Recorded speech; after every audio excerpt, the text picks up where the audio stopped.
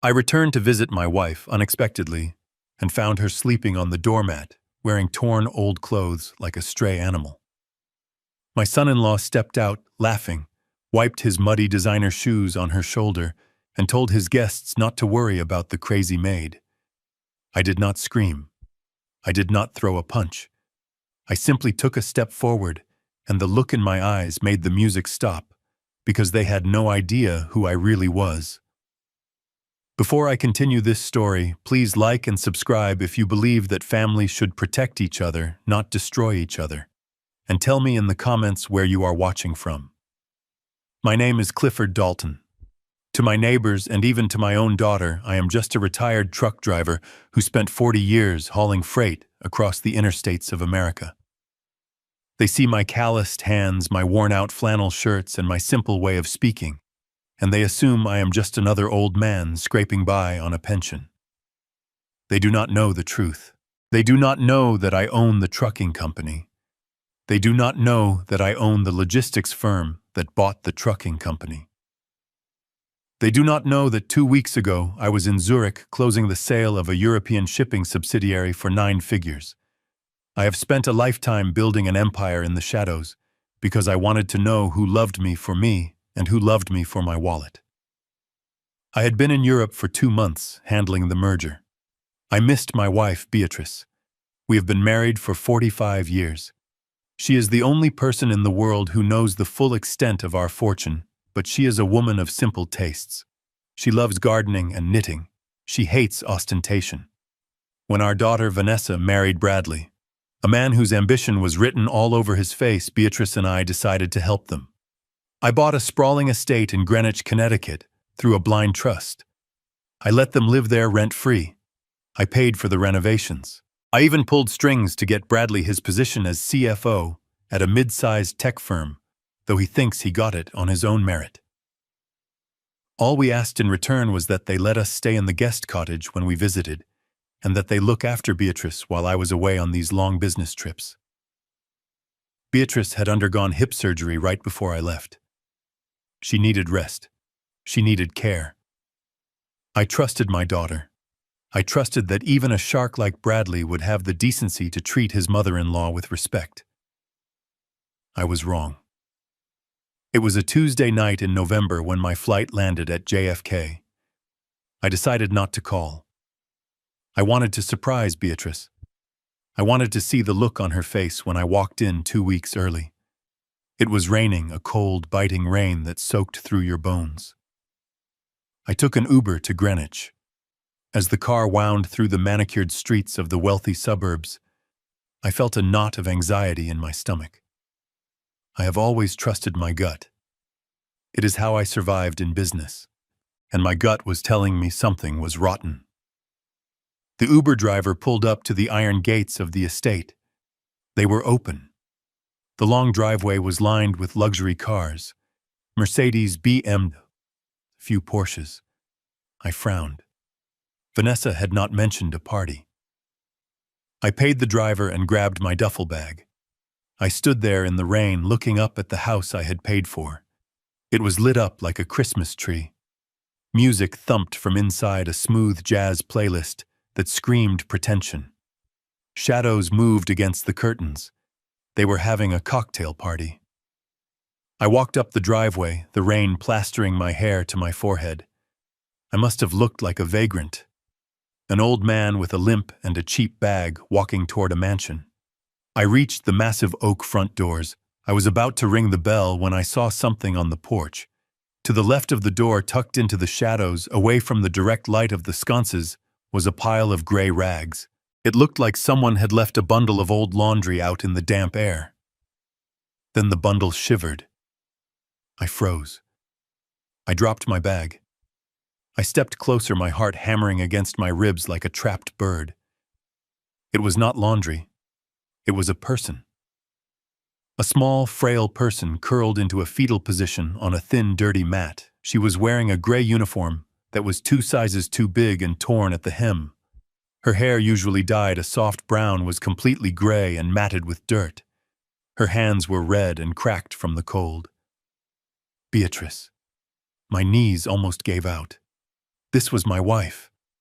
This was the woman who had stood by me when I was a nobody with one truck and a mountain of debt. She was sleeping on the porch like a dog. "Beatrice," I whispered. She did not hear me. She was muttering something in her sleep, shivering violently as the wind whipped rain onto the porch. I reached out to touch her, but before my hand could make contact, the front door swung open. Laughter spilled out loud and raucous. The warmth from the foyer hit me, smelling of expensive perfume and hors d'oeuvres. I stepped back into the shadows instinctively. Bradley stepped out. He was wearing a tuxedo that fit him too perfectly. He held a crystal tumbler of scotch in one hand. Flanking him were two men I recognized vaguely from business magazines, potential investors he had been trying to court for months. "Gentlemen, the view of the grounds is spectacular, even in the rain," Bradley said, his voice dripping with that oily charm he used on everyone who had a net worth over $1 million. He took a step forward, and then he stopped. He looked down at Beatrice. He did not look surprised. He did not look concerned. He looked annoyed. Beatrice stirred. The noise had woken her. She scrambled to sit up, her eyes wide with terror. She looked disoriented, her movements jerky and stiff from the cold and her hip surgery. "I am sorry, sir," she stammered, her voice thin and raspy. "I was just resting my eyes. I will clean it up. I will clean it right now, sir." "Sir, she called our son-in-law, sir." Bradley laughed. It was a cruel short sound. He looked at the two investors. "Apologies, gentlemen," he said, gesturing to my wife with his glass. "It is so hard to find good help these days. This is our live-in maid. She is a bit touched in the head, if you know what I mean. We keep her around out of charity, but she insists on sleeping out here. She thinks she is a guard dog." One of the investors chuckled nervously. "A bit eccentric, is she?" "You have no idea," Bradley said. Then he did something that made the world turn red.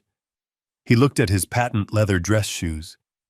There was a smudge of mud on the toe of the right one. He looked at Beatrice, who was trying to push herself up against the brick wall. He extended his foot. He placed his shoe on the shoulder of her torn gray dress, and he wiped it. He ground the mud from his sole into the fabric of my wife's clothing, while she flinched and lowered her head. "Stand up straight when guests are present, you crazy old hag," Bradley hissed, though he kept a smile plastered on his face for the investors. "You are embarrassing us." That was the moment the old Clifford Dalton, the patient businessman, died. The man who replaced him was something much colder and much more dangerous. I stepped out of the shadows. "That is enough," I said. My voice was not loud, but it cut through the rain and the jazz music like a razor blade. Bradley jumped. He spun around, spilling a little of his scotch. The investors looked at me, taking in my wet flannel shirt and my duffel bag with expressions of distaste. "Who the hell are you?" one of them asked. Bradley stared at me. His eyes narrowed. He did not look afraid. He looked disgusted. "Oh, wonderful," Bradley sneered. "The circus is complete. Gentlemen, this is the other charity case I was telling you about. My father-in-law, the truck driver." He emphasized the words truck driver with a sneer as if it were a disease. I ignored him. I walked past him, shoving his shoulder hard enough to make him stumble back a step. I knelt beside Beatrice. "B," I said softly. "It is me. It is Cliff." She looked at me. Her eyes were glazed, the pupils dilated. She looked at me, but she did not see me. She flinched away from my hand. "No, no, I did not break the vase," she whimpered. "Please do not lock me in the basement again. I will be good. I promise I will be good." Basement. I felt a physical pain in my chest, sharp and agonizing. They had been locking her in the basement. They had terrified her so much, she did not even recognize her own husband. I gently took her hands. They were ice cold. I took off my heavy coat and wrapped it around her shoulders. Bradley regained his composure. He stepped toward me, looming over us. "Look at this," he said to the guests, shaking his head. "Senility runs in the family. Clifford, get her out of here. You are ruining my party. Take her around the back to the servants' quarters where she belongs. I stood up. I helped Beatrice to her feet, supporting her weight, because her bad hip was clearly giving out. I turned to face Bradley. The rain dripped from the brim of my hat. You just wiped your shoes on my wife, I said. Bradley rolled his eyes. She is a maid, Clifford, and a useless one at that. She spills more than she cleans. Honestly, we should have put her in a state home months ago, but Vanessa has a soft spot for strays. You called her a maid, I repeated. You told these men she is your servant. Because she is. Bradley snapped, his patience snapping. Look around you, Clifford. This estate costs $50,000 a month to maintain. Who do you think pays for that? Me. I am the CFO. I bring home the bacon. You two, you are leeches. You live in my guest house. You eat my food.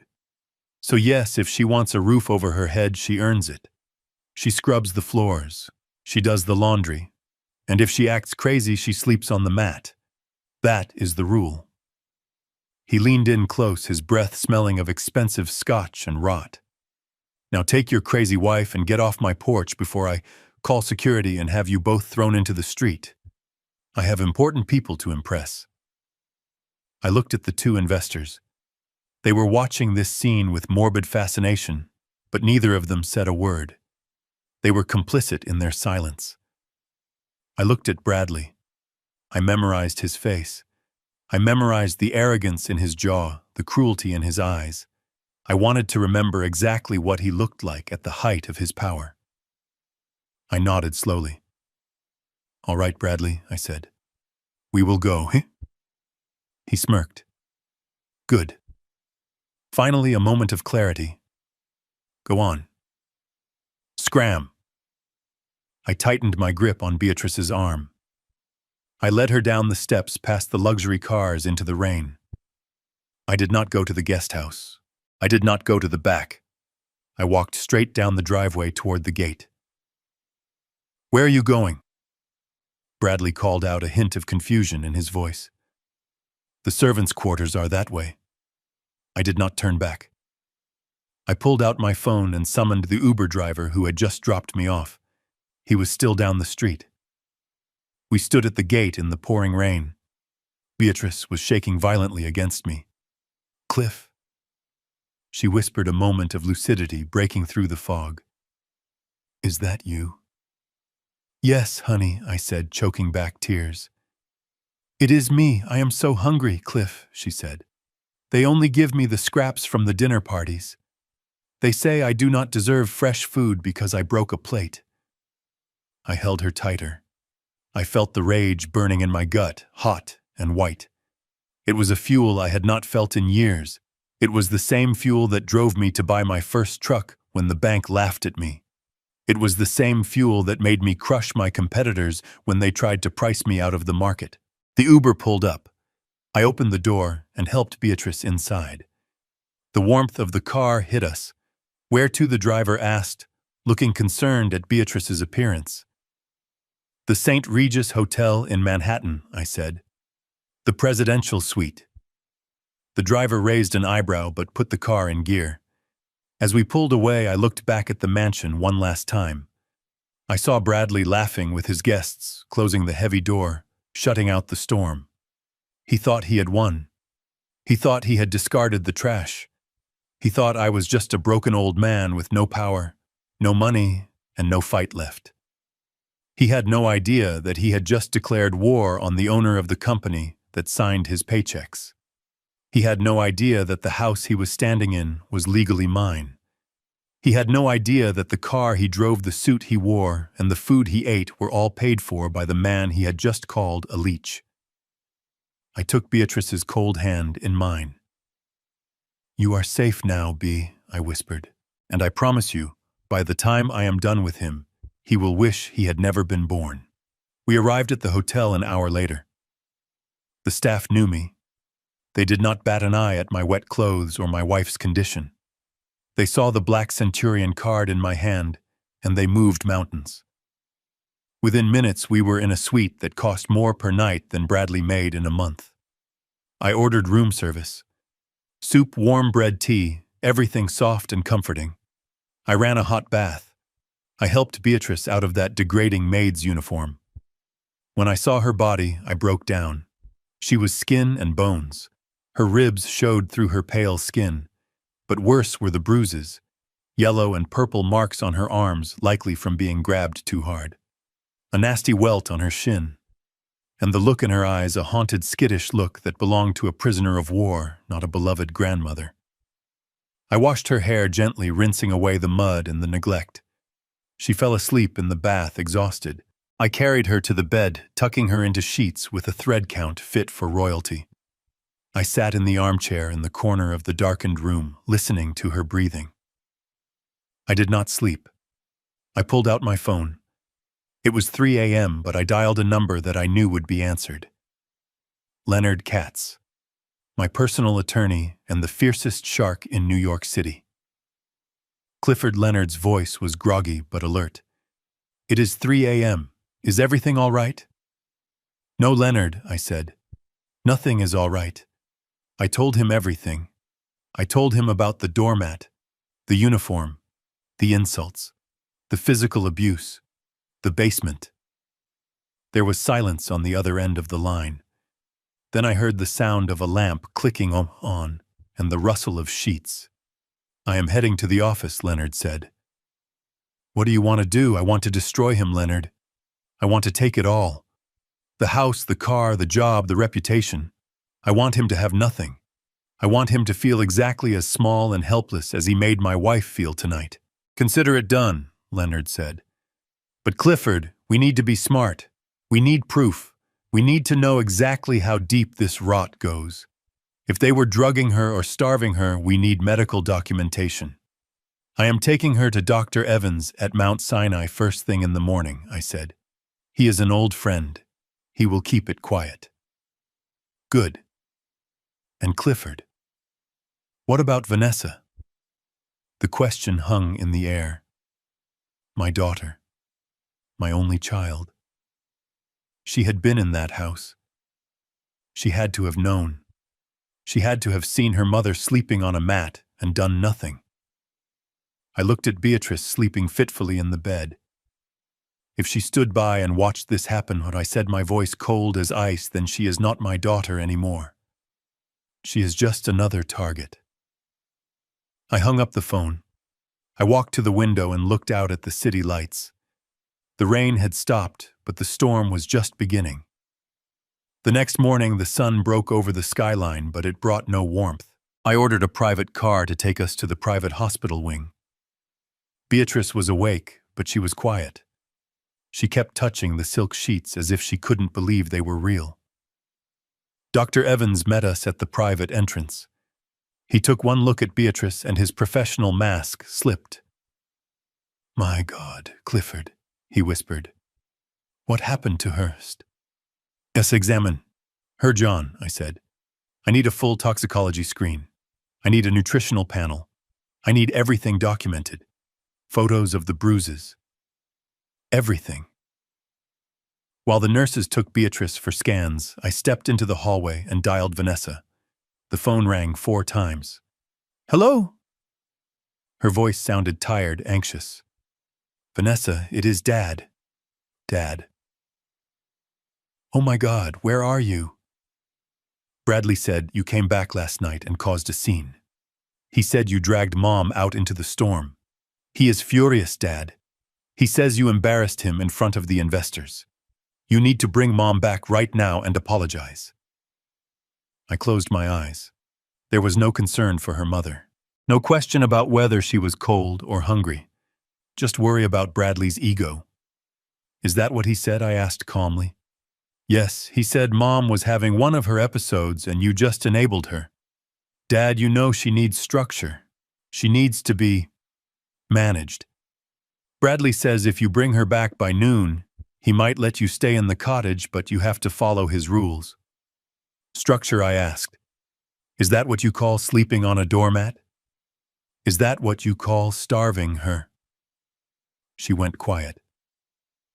Dad, you do not understand. She gets messy. She spills things. Bradley has expensive rugs.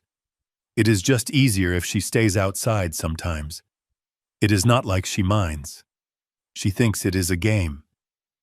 She thinks it is a game because she is terrified, Vanessa. Look, Dad, I cannot talk right now. Bradley is on a rampage. Just bring her back. Please, for my sake. Do not make this harder than it has to be. For your sake. I realized then that my daughter was gone. She had been consumed by her husband's narcissism. Or perhaps she had always been this weak, and I had been too blind to see it. She was an accomplice.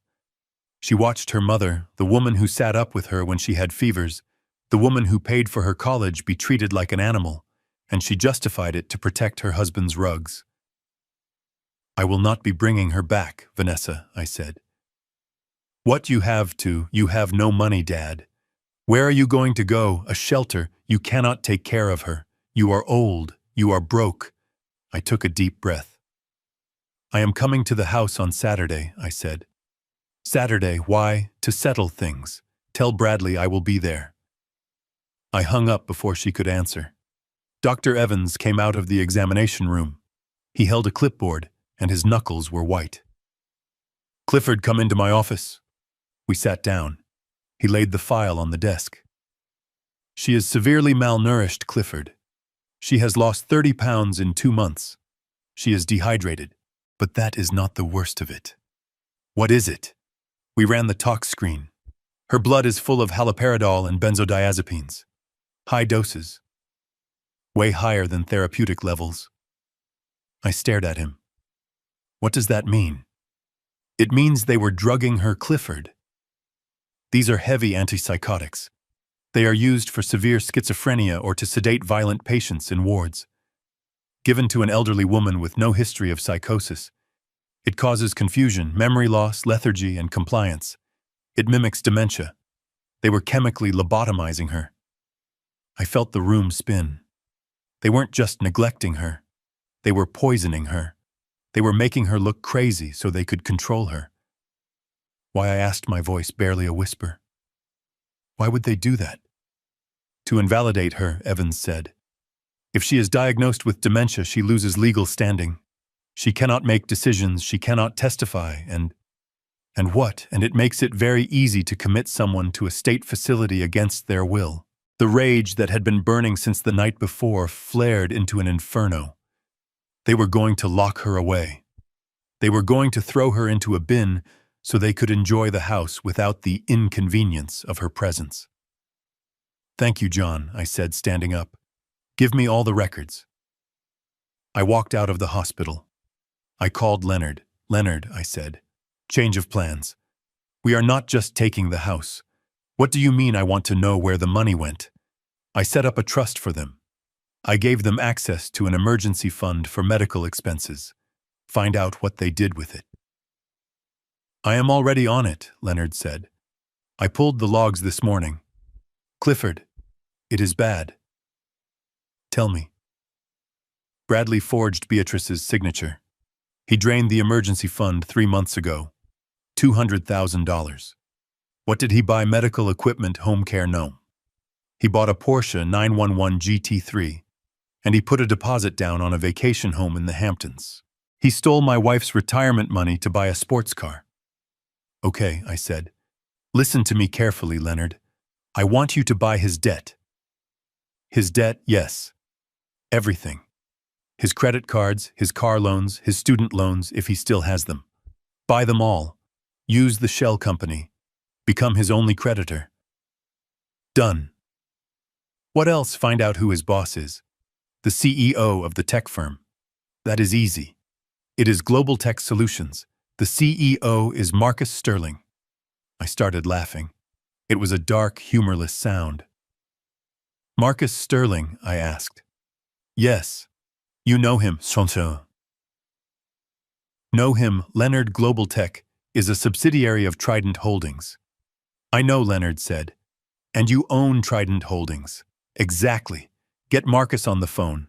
Tell him the chairman of the board is coming to dinner on Saturday. and tell him to bring the security tapes from the Greenwich house. The estate belongs to the trust, which means the security system belongs to me. I want every second of footage from the last 6 months. I understand, Leonard said.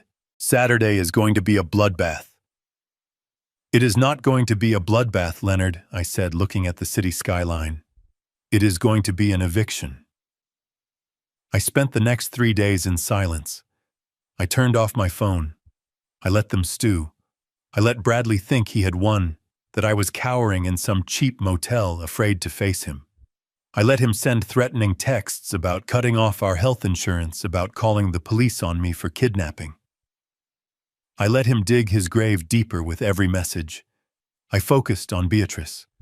With the fluids and the proper food, and without the toxic drugs in her system, she began to come back to me.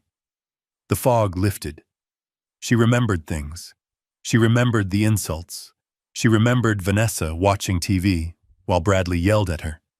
She cried a lot, but she was strong. On Friday, I took her shopping. I did not take her to a department store. I took her to a private atelier on Fifth Avenue. I bought her a gown of midnight blue silk hand-stitched. I bought her diamonds, a necklace that cost more than Bradley's stolen Porsche. I hired a stylist to fix her hair and makeup. I bought myself a tuxedo. I trimmed my beard. I stood in the mirror, and I did not see the truck driver anymore. I saw the titan of industry. Saturday evening arrived. It was the night of Bradley's promotion party. He had told me previously that he was hosting the board of directors to celebrate his imminent rise to CEO. He thought he was untouchable. We took the helicopter from Manhattan to a private airfield in Greenwich. A Rolls-Royce Phantom was waiting for us. As we pulled up to the gate of the estate, the security guard, a hired contractor, moved to stop us. He saw the car. He saw me in the back. He opened the gate without a word. We drove up the long driveway. The house was glowing. The party was in full swing. I could hear the clinking of glasses and the murmur of expensive conversation. The car stopped at the front steps, the same steps where my wife had slept on a mat 4 days ago. I squeezed Beatrice's hand. "Are you ready, my love?" She looked at the house. She looked at her diamond bracelet. She looked at me. Her eyes were clear and fierce. "Let's go take out the trash, Clifford." The chauffeur opened the door. We stepped out. I took her arm. We walked up the steps. The front door was open. We walked into the foyer. The chatter died down instantly. The music seemed to fade. Bradley was standing in the center of the room, holding a glass of champagne, holding court with his bosses. He looked up. His jaw dropped. He did not see a beggar. He did not see a truck driver. He saw a man in a $10,000 suit with a woman who looked like a queen. "Clifford," he stammered. "What? Whose car is that? Did you steal that?" I smiled. It was the smile of a wolf looking at a lamb. "Hello, Bradley," I said. "I believe you have something of mine." And the room went deathly silent. The silence of the private medical suite was heavier than the storm I had walked through the night before. I sat in a leather chair that cost more than my first truck, staring at the closed door where my wife lay. The only sound was the rhythmic, sterile beeping of a heart monitor that proved Beatrice was still with me, though barely. Every beep felt like a countdown I didn't know how to stop. I looked at my hands. They were trembling. These hands had steered 18-wheelers through blizzards in the Rockies and signed mergers worth millions in boardrooms in Tokyo, yet now they shook uncontrollably. I kept replaying the image of her on that mat, the way she flinched when I touched her, the way she called our son-in-law sir. The door opened. It wasn't a nurse. It was Dr. Jonathan Evans, the chief of internal medicine at Mount Sinai, and the only man I trusted with my life other than my lawyer. We had played poker together for 20 years. I knew his tell when he was bluffing. He wasn't bluffing now. He looked like he had seen a ghost. He didn't sit behind his desk. He pulled a chair directly in front of me, his knees almost touching mine. He held a thick file in his hands, his knuckles white against the manila folder. He didn't speak for a long time. He just took off his glasses and rubbed the bridge of his nose, a gesture of profound exhaustion, and I realized with a jolt of fear, profound anger. "Clifford," he said, his voice low and devoid of its usual warmth. "I have known you and Beatrice for a long time. I have treated dignitaries, celebrities, and royalty. But what I am looking at in this file—" He trailed off, tossing the folder onto the small table between us. It landed with a heavy thud that echoed in the quiet room. "Tell me, John," I said, my voice raspy. "Don't sugarcoat it. Is she dying?" "Not anymore," he said sharply. "But she was getting there, and not by natural causes." He opened the file, pointing to a series of charts and graphs that looked like a foreign language to me. "Let's start with the physical exam," he said. "Beatrice weighs 98 pounds. Clifford. The last time I saw her 6 months ago, she was a healthy 130. She has lost nearly 25% of her body mass. That is not just skipping a few meals. That is starvation." Starvation. The word hung in the air, ugly and brutal. "Her electrolyte levels are critical." He continued, his finger tracing a red line on the page. "She is severely dehydrated. Her skin turgor is non-existent. But that is just the surface. We found evidence of healed fractures in her fingers that were never set properly. We found pressure sores on her heels and lower back, the kind we usually see in patients who are bedridden and neglected in subpar nursing facilities. She has been kept immobile, likely locked in a small space for extended periods." I felt the bile rise in my throat. I gripped the armrests of the chair so hard, the leather creaked. They had turned my wife, a woman who loved to dance, who loved to walk in her garden, into a prisoner. "But that is not why I called you in here," John said, his voice dropping an octave. "That is just the neglect. What I found in her blood work. That is the active assault." He flipped the page to a toxicology report. Several columns were highlighted in angry red ink. "We ran a full panel because of her confusion and the dilated pupils you described," he explained. "Clifford, Beatrice isn't senile. She isn't suffering from early-onset dementia or Alzheimer's. Her brain scans are clear. There is no atrophy consistent with those diseases." Then why I whispered. Why didn't she know me? Why was she talking nonsense? "Because she is toxic," John said. "Her blood is saturated with a cocktail of heavy sedatives and antipsychotics." He pointed to the first highlighted name. "Haloperidol. It is a potent antipsychotic used to treat severe schizophrenia or acute mania. It is a chemical restraint, Clifford. In high doses, especially in the elderly, it causes extreme confusion, memory loss, motor control, failure, and lethargy." He moved his finger down. "Benzodiazepines, at 3 times the maximum therapeutic dose. This combination creates a state of twilight anesthesia. The patient is awake but not present. They are suggestible, terrified, and unable to form new memories. It essentially mimics the symptoms of advanced dementia." I stared at the paper, the letters blurring before my eyes. They were drugging her, and I said, the realization hitting me like a physical blow. They weren't just neglecting her. They were poisoning her. John nodded grimly. "This wasn't an accident, Clifford. You don't accidentally ingest these specific drugs in these specific quantities. This was a regimen, a calculated daily dosing designed to keep her docile, confused, and compliant. They were chemically lobotomizing her." Why I asked, though, deep down the shark in me already knew the answer. "To invalidate her," John said, echoing my darkest thoughts. "If she is diagnosed with dementia, if she is seen as incompetent, she loses her legal standing. She cannot control her assets. She cannot testify in court. She becomes a ward of her guardians." I stood up. I couldn't sit anymore. I walked to the window, looking out at the city skyline, but all I could see was Bradley's smirk. All I could see was my daughter Vanessa standing by while her husband poured poison down her mother's throat. "They stole her mind," I said, my voice trembling with a rage so cold it burned. They couldn't just wait for us to die. They had to speed it up. They had to erase her while she was still breathing. John stood up and walked over to me, placing a hand on my shoulder. "The good news is that the damage appears reversible," he said gently. "We have started a flush protocol. As the drugs leave her system, the fog will lift. She will come back to you, Clifford. But it will be painful. She will remember everything.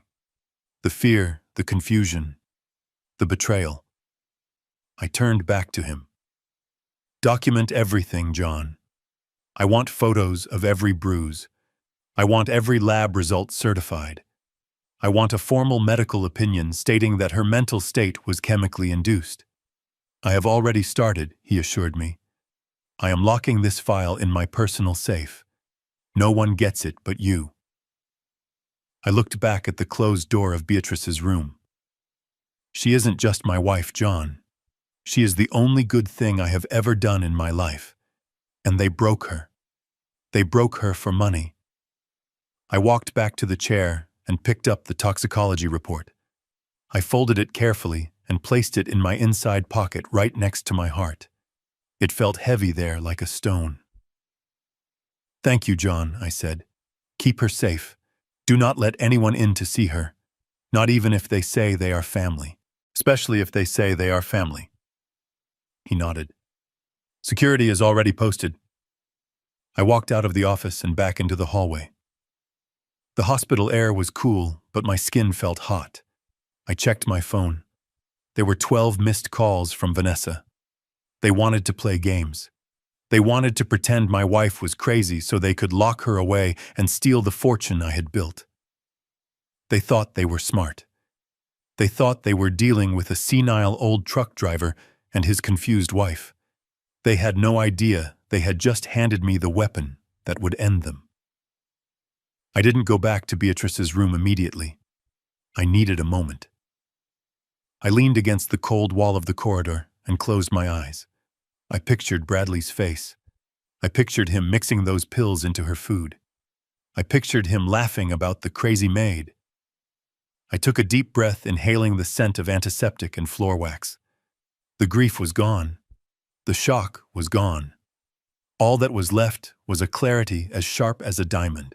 I took out my phone and dialed the number for my daughter. It was time to hear her lie to me one last time. The phone rang 4 times before she picked up. Each ring felt like a shovel digging a grave for the little girl I used to carry on my shoulders. I was standing in the sterile hallway of the hospital, looking at a vending machine without seeing it, gripping the phone so hard the plastic case creaked. "Hello?" Vanessa's voice was small, tight. It wasn't the voice of a woman. It was the voice of a scared child trying to hide a broken vase. "Vanessa," I said, "I am at the hospital with your mother." There was a pause. A long, heavy silence where I could hear her breathing hitch. Then, instead of asking how her mother was, instead of asking if Beatrice was okay, she whispered, "Dad, you have to bring her back. Bradley he is destroying the house. He is throwing things. He says you kidnapped her." I closed my eyes. The disappointment tasted like ash in my mouth.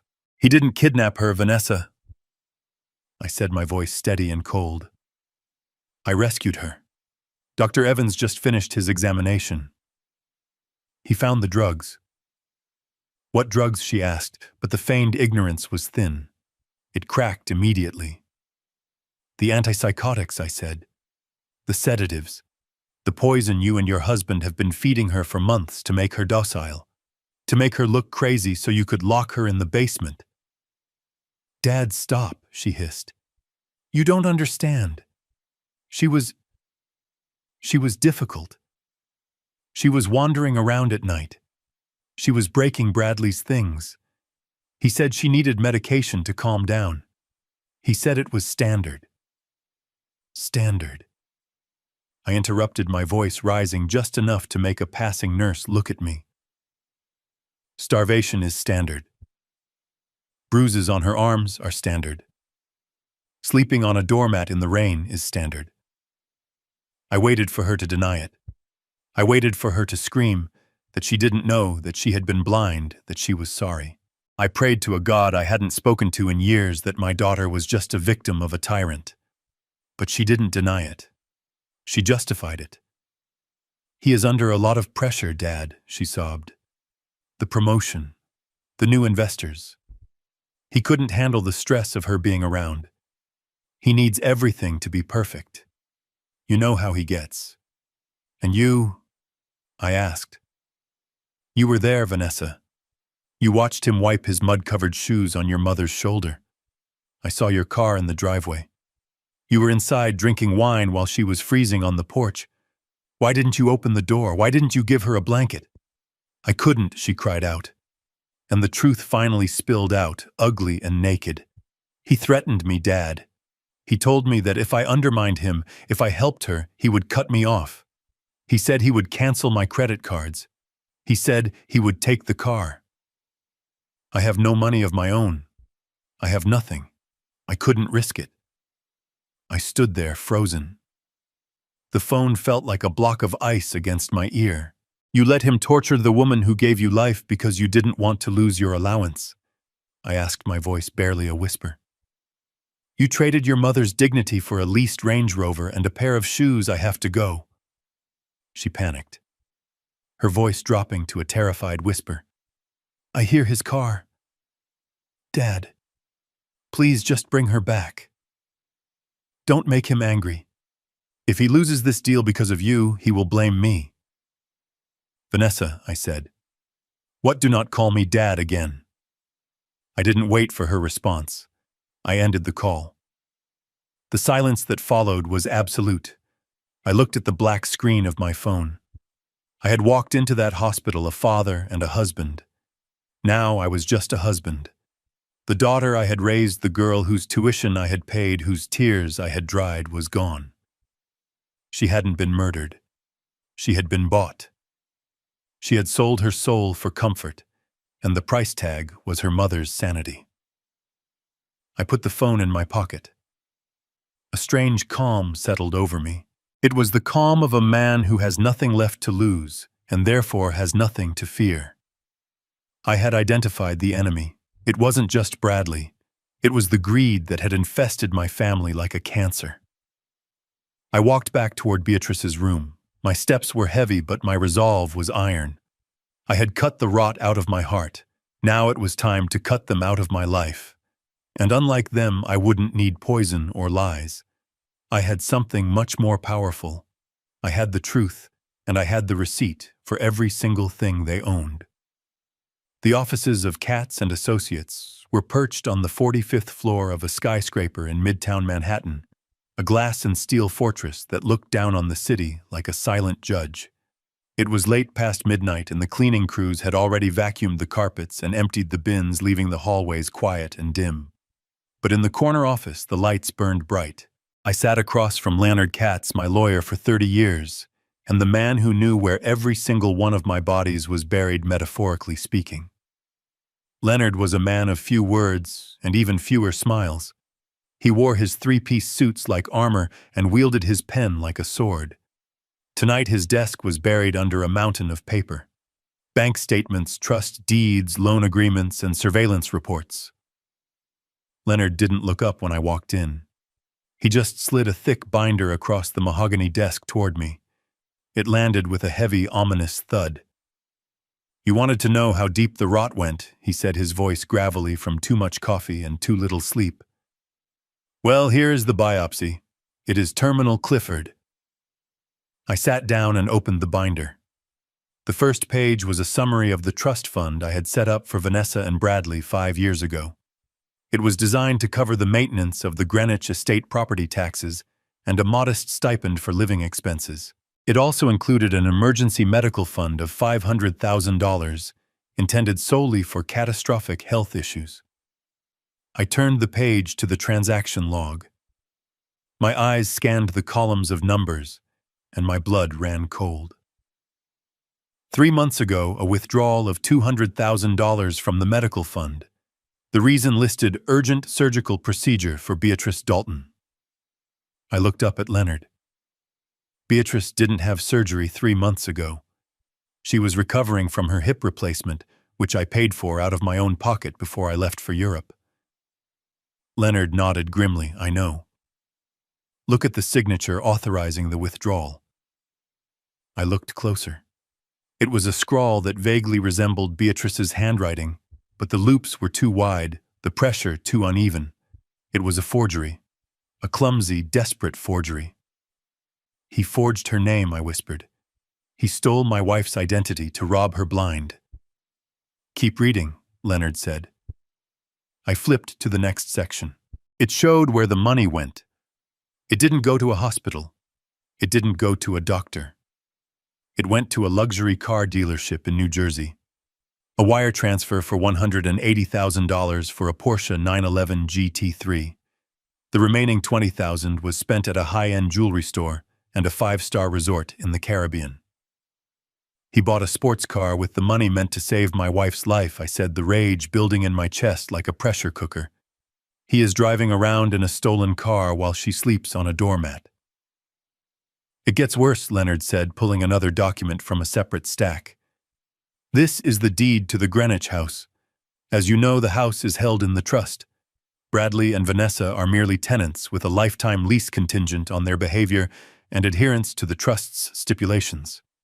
They do not own the title. I nodded. I set it up that way to protect them from themselves. Well, Leonard continued, apparently Bradley didn't read the fine print, or he just didn't care. 6 months ago, he approached a private lending firm, one of those predatory outfits that charge usurious interest rates. He used the house as collateral for a massive business loan. How, I asked. He doesn't have the title. He forged a quitclaim deed, Leonard explained, sliding a copy of the fraudulent document toward me. He transferred the title from the trust to himself, using a fake notary stamp and your forged signature. Then he leveraged the property to borrow $1.5 million. $1.5 million. I stared at the number. What did he do with it? He invested it. Leonard said, his tone dripping with disdain. In a cryptocurrency venture that turned out to be a Ponzi scheme. The venture collapsed 2 weeks ago. The money is gone, Clifford. All of it. And now the lenders are calling in the loan. They are threatening to foreclose on the house. I sat back in my chair, stunned by the sheer magnitude of the stupidity and greed. Bradley hadn't just stolen a car. He had effectively stolen the house I bought for my daughter, gambled it away on magic beans, and lost. He was sitting on a ticking time bomb, throwing parties and wiping his shoes on my wife, while the repo men were literally at the gate. So he is broke, I said. He is worse than broke, Leonard corrected. He is insolvent. He is underwater on the car, the house is about to be seized, and he owes creditors nearly $2 million. If the board at Global Tech finds out their CFO is in this kind of financial hole, he will be fired for cause immediately. He is a security risk, and he thinks he is about to be made CEO. I said, a dark laugh escaping my lips. He is desperate, Clifford. That is why he was treating Beatrice like that. That is why he was trying to drug her and lock her away. He needed her out of the way so he could potentially access her personal accounts or life insurance. He is a drowning man trying to climb on top of the only person who can't fight back. I closed the binder. The anger was still there, but it had changed. It had crystallized into something cold and hard and incredibly sharp. I wasn't just mad anymore. I was ready to execute. Leonard, I said, I want you to buy the debt. Leonard blinked. Which debt? All of it. The car loan, the predatory mortgage, the credit cards. Find every single person he owes money to and buy the paper. Use the shell company Obsidian Holdings. Pay them whatever they want. I want to be the only person Bradley owes money to in this world. Leonard smiled. It was a terrifying sight. You want to foreclose on him yourself? No, I said, standing up and walking to the window. Foreclosure takes too long. I want to hold the note. I want to own the paper that proves he is a fraud. When I walk into that party on Saturday, I don't want to just kick him out. I want to strip him naked. I want to show his bosses, his investors, and my daughter exactly what he is. I turned back to Leonard. Prepare the eviction notice. Prepare the civil suit for fraud and elder abuse. And draft a criminal complaint for the forgery and the theft. Have them ready to be filed Monday morning. But for Saturday, I just want the deeds. I want the loan agreements. I want the proof that everything he touches turns to dust. Consider it done, Leonard said, already typing on his computer. By Friday afternoon, you will own him. And Leonard... Yes, get me the contact information for the current CEO of Global Tech, Marcus Sterling. I need to have a little chat with him about his employees' performance review. Leonard nodded. He is playing golf at your club tomorrow morning. I can arrange a tea time. Perfect. I walked out of the office and into the silent hallway. The city lights twinkled below me, a million little stars in a concrete sky. Bradley thought he was a player. He thought he could lie, cheat, and steal his way to the top. He thought he could hurt my wife and get away with it because we were old and weak. He was about to learn the most important lesson of business. Never leverage what you don't own, and never ever underestimate the silent partner. I pushed the button for the elevator. The doors slid open with a soft chime. I stepped inside and watched the numbers count down. 45, 44, 43. Going down, Bradley. Going all the way down. The silence in the hotel suite was heavy, not with tension, but with the weight of waiting. I had turned off my phone 3 days ago, severing the only digital umbilical cord that connected me to the leech living in my house. It sat on the marble desk like a black brick, a silent testament to my refusal to play his game. I knew men like Bradley. I knew that silence to a narcissist is worse than an insult. It is a vacuum they feel compelled to fill with their own noise, their own fears, and eventually their own arrogance. Beatrice was resting, the color slowly returning to her cheeks, thanks to real food and the absence of the poison they had been feeding her. I sat by the window, watching the rain streak the glass, imagining the scene back in Greenwich. I could picture Bradley pacing the floors of my house, checking his phone every 5 minutes, his rage slowly boiling over into panic, and then settling into a smug, delusional certainty. I finally reached out and powered on the device. It buzzed against the mahogany wood, a frantic, angry insect coming back to life. The notifications cascaded down the screen in a torrent of abuse. 57 text messages, 20 voicemails. It was a timeline of a man unraveling. I scrolled to the beginning, reading them chronologically. Tuesday morning started with annoyance. Where the hell are you? You need to bring her back. The investors are asking questions. By Tuesday afternoon, the annoyance had curdled into threats. If you don't answer me in 10 minutes, I am canceling the health insurance policy. I hope you have deep pockets, Clifford, because her meds aren't cheap. You are going to kill her with your stubbornness. I let out a short, dry laugh. He thought he held the purse strings. He had no idea the insurance was paid directly by the trust he had tried to loot. He was threatening to cut a cord that he didn't even hold. Wednesday brought the legal bluster. I spoke to my lawyer. What you are doing is kidnapping. Taking a vulnerable, mentally incompetent adult without guardian consent is a felony. Bring her back or I am calling the police. Do you want to die in prison? Old man, I almost wished he would call the police. I had the toxicology report from Dr. Evans in my pocket. I had the photos of the bruises. If the police showed up, Bradley wouldn't be pressing charges. He would be wearing handcuffs. But I knew he wouldn't make the call. Bullies like him thrived in the dark. He didn't want authorities poking around the house where he kept his mother-in-law on a mat. He just wanted to scare me into submission. By Thursday, the tone shifted again. The threats stopped. The panic evaporated. In its place was a terrifying, unearned arrogance. He had interpreted my silence not as strategy, but as cowardice. He thought I had run away.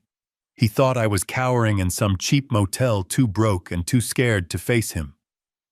Fine, the message from Thursday night read, "Don't come back. We are better off without you leeches." I changed the locks this morning. I told security that if they see your old truck, they are to trespass you immediately. Enjoy the homeless shelter. And don't worry about the house. I will take good care of it now that it is finally mine. Finally mine. He truly believed it. He thought he had won. He thought he had successfully flushed us out like rats. He was probably walking through the halls right now, measuring the walls for new art, planning his victory lap at the party on Saturday. He had absolutely no idea that the ground beneath his feet had already been sold out from under him. I looked over at Beatrice. She was awake, watching me with clear, intelligent eyes. The fog of the drugs was lifting, revealing the steel spine I had fallen in love with 40 years ago. "Is he still barking?" she asked softly. "He thinks we ran away," I said. "He thinks he scared us off." "Good," she said, smoothing the duvet cover. "Let him think he is the king of the castle. It will make the fall that much harder."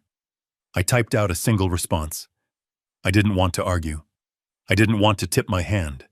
I just needed to ensure he didn't cancel the party. I needed an audience for what was about to happen. "We will be there Saturday," I typed. "We will not be a burden anymore." It was the truth, just not the way he understood it. We wouldn't be a burden because we would be the owners. I hit send and watched the delivery receipt tick over. Then I turned the phone off again. The trap was set. The bait was taken. Now all I had to do was wait for the music to start. The next 48 hours were not spent resting. They were spent forging a weapon, and that weapon was my wife. The withdrawal from the antipsychotics was brutal. For the first day, Beatrice shook so hard she could barely hold a cup of tea. She sweat through the high thread count sheets of the hotel bed, muttering about the cold, about the basement, about the shadows in the corner of the room. I sat by her side, wiping her forehead with a cool cloth, whispering to her that she was safe, that the monsters were gone, that the only thing waiting for her now was justice. By Friday morning, the fever broke. The fog that had obscured her mind for months finally lifted. I saw it happen in real time. While I was reading a newspaper by the window when she sat up, she didn't look around with the terrified, darting eyes of a trapped animal anymore. She looked at me and her gaze was steady. It was the gaze of the woman who had helped me build a logistics empire from a single flatbed truck. "I remember everything, Cliff," she said, her voice raspy but firm. "I remember him laughing at me. I remember Vanessa turning up the volume on the television so she wouldn't hear me crying at the door." I put down the paper. "We are going to fix it, B. Tomorrow night." She nodded, swinging her legs out of bed. Her steps were still tentative, but she stood tall. "I do not want to go back there looking like a victim," she said. "I do not want them to see a frail old woman they can pity or dismiss. I want to walk into that house looking like the person who owns the mortgage." I smiled. "I have arranged for that." At noon, a team arrived at the suite. I didn't hire a local salon. I hired the team that preps models for Vogue covers. They set up lights and mirrors in the living room. Beatrice sat in the chair, and I watched as they went to work. It wasn't about vanity. It was about reconstruction. They dyed her graying, matted hair a rich, vibrant chestnut, styling it into a sharp, elegant bob that framed her face with authority. They applied creams and serums to her skin, erasing the gray pallor of malnutrition and replacing it with a healthy glow. The makeup artist, a young man who worked in silence, paused when he saw the yellowing bruise on her cheekbone. He looked at me, then at Beatrice. He didn't ask questions. He simply selected a palette and blended the mark away until her skin looked flawless. When Beatrice looked in the mirror 3 hours later, the maid was gone. The crazy old woman was gone. Staring back was a matriarch. She looked 10 years younger and 100 times more dangerous. Then came the clothes. I had called in a favor from a personal shopper at Bergdorf Goodman. They brought a rack of gowns to the suite zipped into black garment bags like secrets. Beatrice didn't want florals. She didn't want pastels. She chose a floor-length gown of midnight blue velvet, structured and imposing, with long sleeves that hid the bruises on her arms, and a high collar that gave her the air of royalty. It was a dress that cost $12,000. It was a dress that said, "Do not touch me." To finish the look, I opened the safe in the room. I took out a velvet box I had retrieved from my private vault that morning. Inside was a diamond and sapphire necklace set in platinum. It was heavy, ostentatious, and undeniably expensive. I fastened it around her neck. Ideally, I prefer modesty, but for tomorrow we needed armor. This necklace was a shield made of light. "You look terrifying," I told her. "Good," she replied, touching the cold stones at her throat. "I want them to be terrified." While Beatrice was transforming, I had my own preparations to make. I wasn't going back to Greenwich as Clifford, the truck driver. I was going back as Clifford Dalton, chairman of Trident Holdings. I called a private security firm, one that specialized in executive protection for high-risk zones. I didn't want mall cops. I wanted professionals. I hired 4 men, ex-military, big silent types who wore earpieces and looked like they could break a neck without changing their facial expression.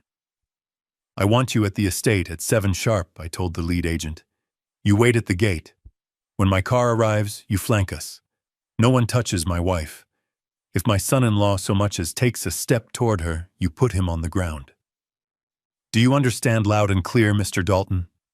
Next was the transport. I didn't want an Uber. I didn't want a town car. I called a luxury rental service that catered to diplomats. I requested a Rolls-Royce Phantom, black, tinted windows, the kind of car that parts traffic just by existing. I wanted Bradley to hear the engine purr before he even saw us. I wanted him to see the Spirit of Ecstasy hood ornament and know that he was out of his league. But the most important call was the last one, the final nail in the coffin. I sat at the desk and dialed a number I hadn't used in 6 months. It rang twice. "Clifford." The voice was surprised. It was Marcus Sterling, the CEO of Global Tech Solutions, the man Bradley spent every waking moment trying to impress. "Hello, Marcus," I said.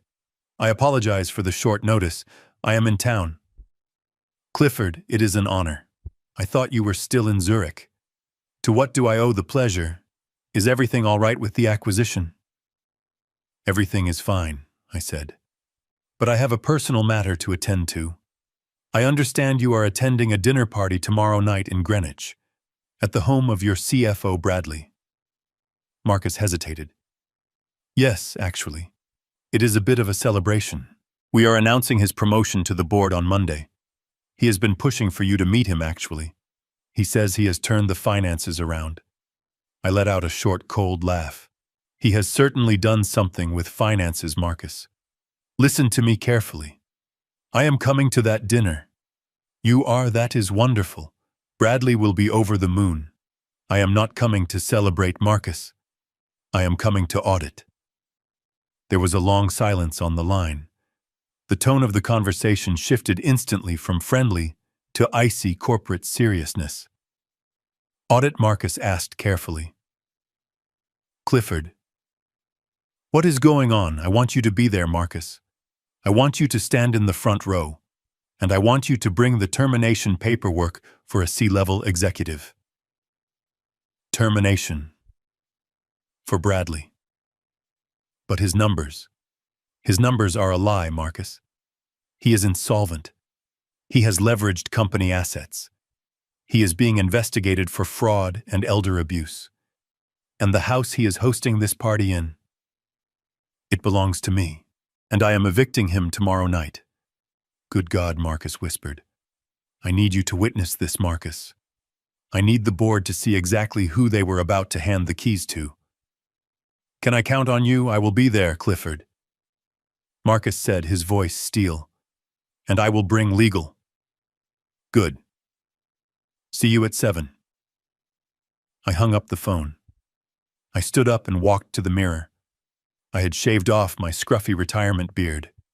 I was wearing a bespoke tuxedo that I hadn't worn since a gala in Vienna. I adjusted the cufflinks' solid gold knots that caught the light. The truck driver was gone. The father was gone. The only thing left in the mirror was the chairman. I walked out into the living room.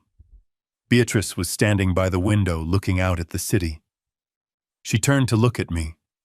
The blue velvet dress swished around her feet. The diamonds blazed at her throat. She looked regal. She looked powerful.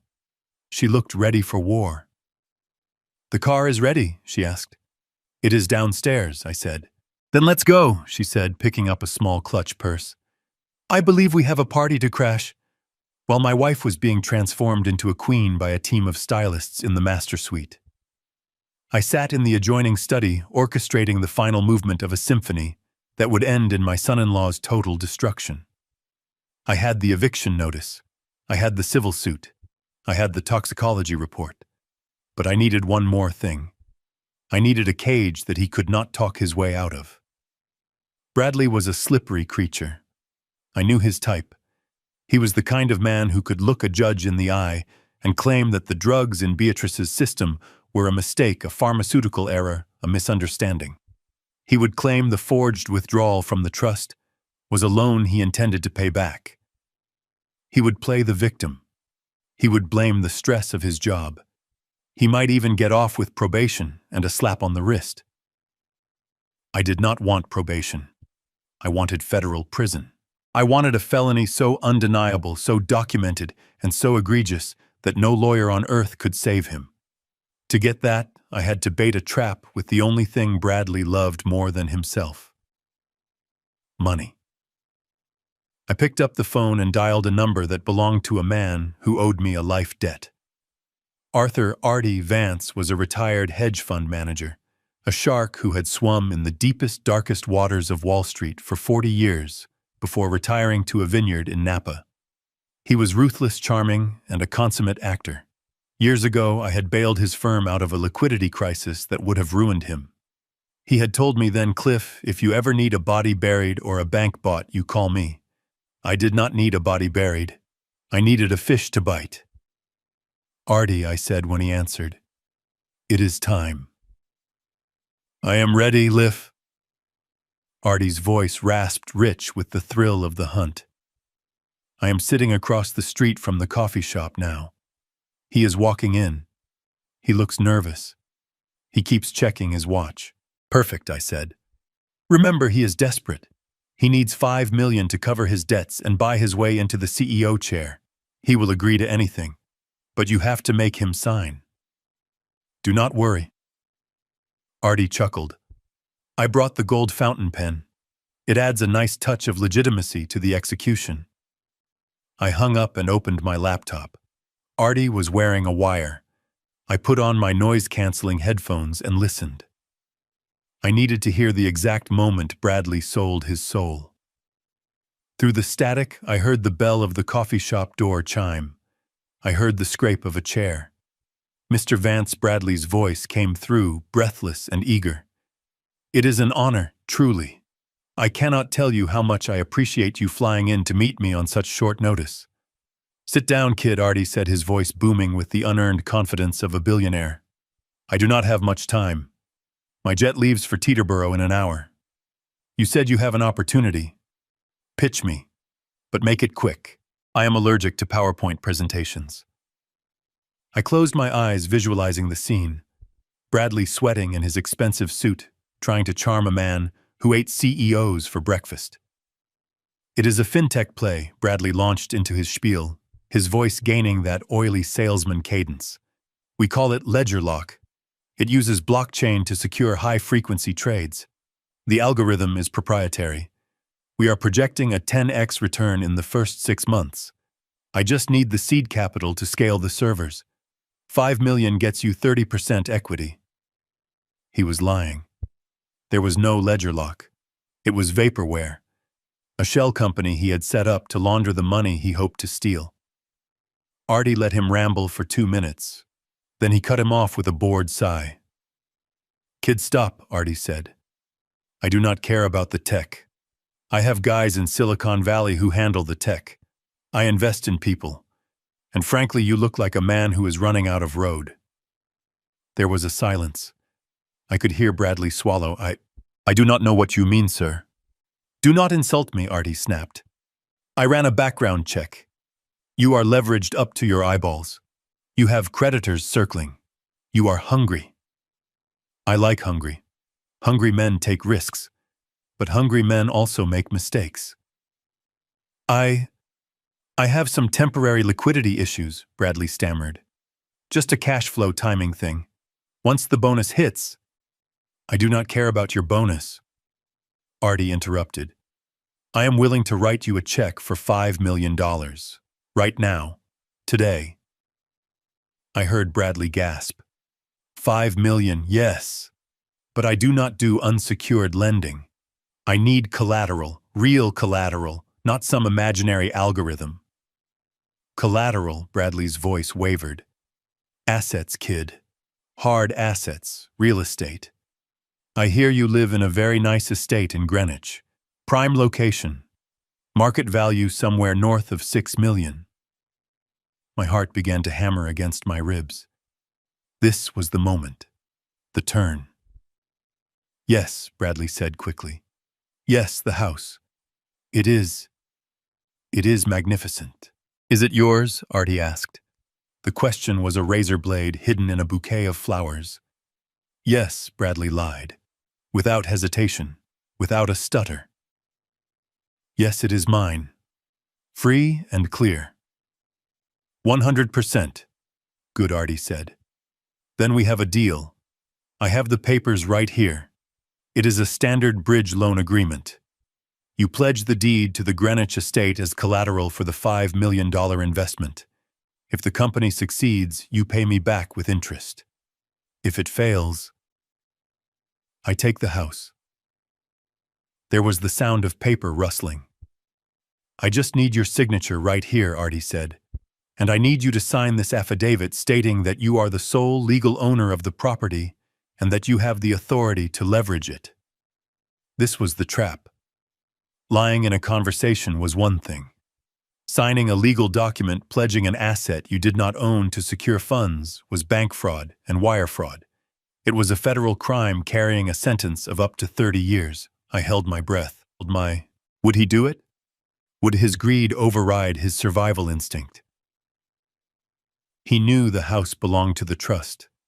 He knew he was just a tenant. But he also knew that $5 million would solve all his problems. It would pay off the Porsche, cover the debts, and leave him with millions to play the big shot. He just had to gamble that he could pay Artie back before anyone checked the deed. I own it, Bradley said, his voice dropping to a whisper. It was a gift from my wife's parents. They are out of the picture now. Out of the picture. I felt a flash of cold hatred so intense my vision blurred. He thought we were dead or gone. He was selling my house, my legacy, on the assumption that I was too weak to stop him. Then sign, Artie said. The scratch of the pen on paper was loud in my headphones. It sounded like a zipper closing on a body bag. There, Bradley said, his voice trembling with adrenaline. Signed. Artie laughed. A big, boisterous sound. Welcome to the big leagues, kid. My office will wire the funds on Monday morning. Enjoy your party tonight. I hear it is going to be quite the event. You heard about the party? I hear everything, kid. Now get out of here. I have a plane to catch. I heard the chair scrape again. I heard Bradley's footsteps retreating fast and light. He was probably floating on air. He thought he had just pulled off the deal of the century. He thought he was $5 million richer. The door chimed. Cliff Artie's voice came through the earpiece, calm and deadly. I am here, Artie. I have the document in my hand, he said, notarized by my associate at the next table. He pledged the deed. He signed the affidavit of ownership. It is done. Thank you, Artie. He is going to jail, Cliff. Artie said quietly. This paper. This is a smoking gun. He just defrauded a private equity firm. The FBI will eat him alive. That is the plan, I said. I will scan it and send it to your secure server within 5 minutes. Give him hell tonight. I took off the headphones. I sat in the silence of the hotel room. It was done. Bradley wasn't just a bad son-in-law anymore. He was a felon. He had walked into a coffee shop, a free man, and walked out a federal target. I looked at the clock. It was 5 p.m. The party started at 7. I stood up and walked to the window. The sun was setting over the city, casting long shadows across the buildings. I felt a strange sense of detachment. I wasn't angry anymore. I was simply inevitable. Bradley had spent years building a house of cards. He had lied to his wife, abused his in-laws, stolen from his employer, and defrauded investors. He thought he was building a tower to heaven.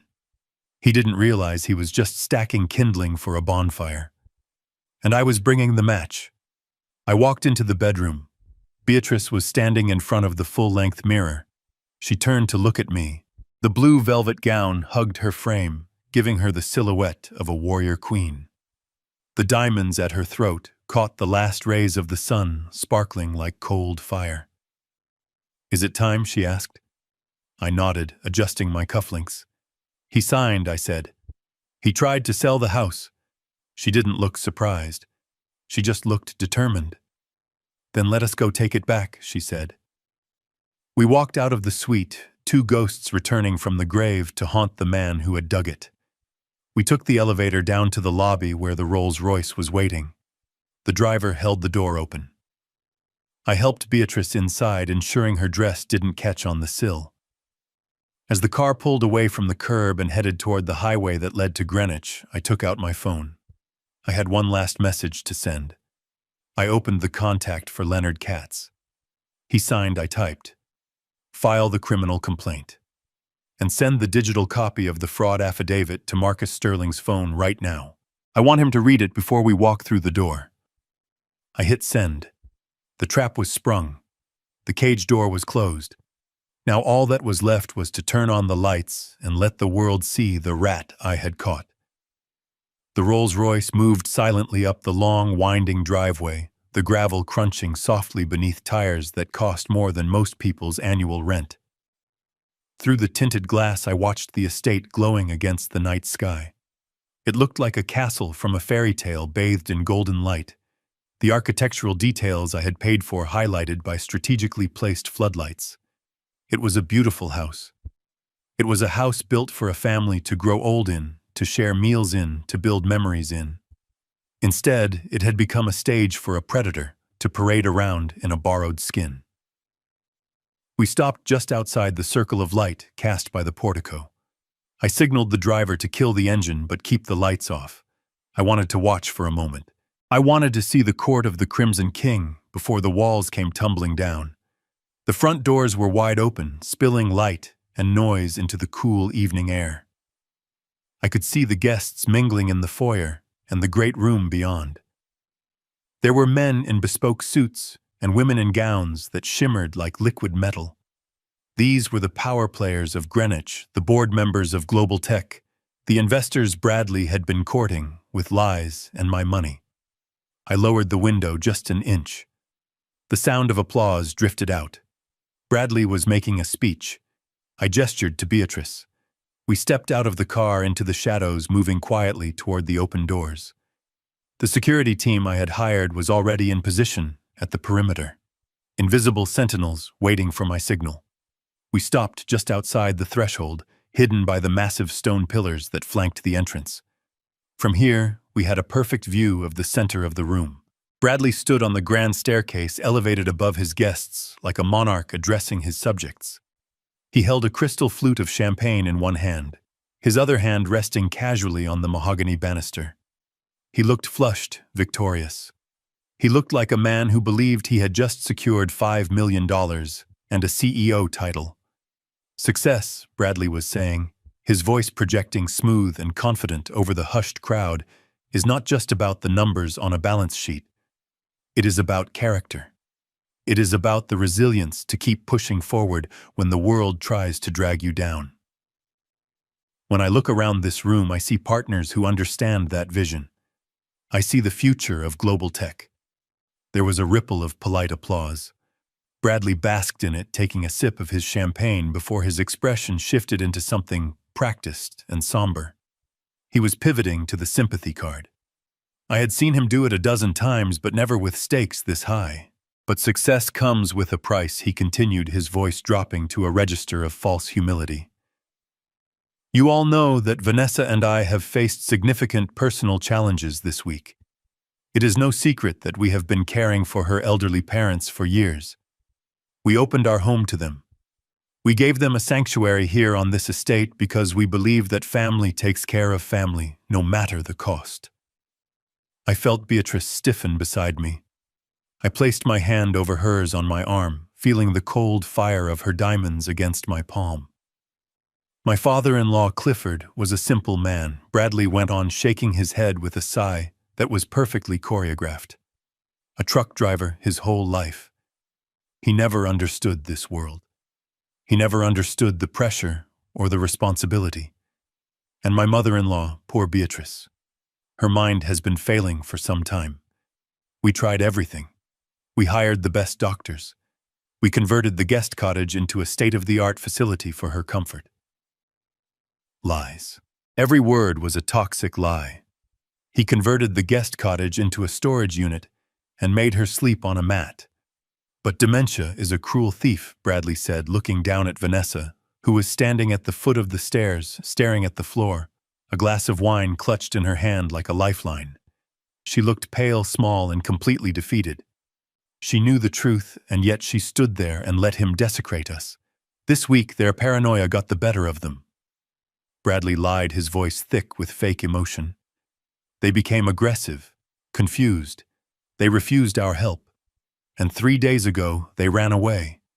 They vanished into the night because they could not accept the care we were trying so desperately to provide. We have hired private investigators to find them, of course. We are paying for their search out of our own pockets because we just want them safe. We just want to bring them home to the facility where they can get the help they need. The crowd murmured in sympathy. I heard a woman near the door whisper, "He is such a saint. I do not know how he does it." It breaks my heart, Bradley said, placing a hand over his chest. To offer someone the world, to offer them dignity and comfort, only to have them spit in your face because they are too far gone to understand what you are giving them. But that is the burden of leadership, isn't it? We carry the weight for those who cannot carry it themselves. We make the hard choices. We protect the weak even when they do not want to be protected. He raised his glass higher. So tonight, do not just drink to global tech. Drink to resilience. Drink to the sacrifices we make in the shadows so that we can stand in the light. To family. And to the future which belongs to those strong enough to seize it. Hear, hear, the crowd cheered. Glasses clinked. Bradley beamed, drinking deep from his flute, savoring the taste of his own deception. He thought he was untouchable. He thought he had spun a narrative so perfect that no one would ever look under the rug to see the dirt he had swept there. He lowered his glass and looked down at Vanessa. She forced a weak smile, raising her glass to him, in a toast that looked more like a surrender. I looked at Beatrice. Her eyes were dry, but they burned with a ferocity that could level cities. She didn't look frail anymore. She didn't look confused. She looked like an executioner who had just sharpened her blade. "He thinks we are gone," she whispered, her voice low and steady. "He thinks we are ghosts." I adjusted my cufflinks, feeling the weight of the moment settle onto my shoulders. "Then let us show him what a haunting really looks like," I said. I signaled the security team. The lead agent nodded and stepped forward, pushing the heavy oak doors open until they hit the stops with a resounding boom that echoed through the foyer like a cannon shot. The chatter stopped instantly. The clinking of glasses ceased. Every head in the room turned toward the door. Bradley froze on the staircase, his glass halfway to his mouth, annoyance flashing across his face at the interruption. but the annoyance vanished the moment he saw us. We stood framed in the doorway, the night air swirling around us. I was in my tuxedo, standing tall, the master of the house returning to reclaim his throne. And beside me, Beatrice shone in midnight blue velvet and diamonds, a queen risen from the ashes of his abuse. The silence was absolute. It was the silence of a held breath.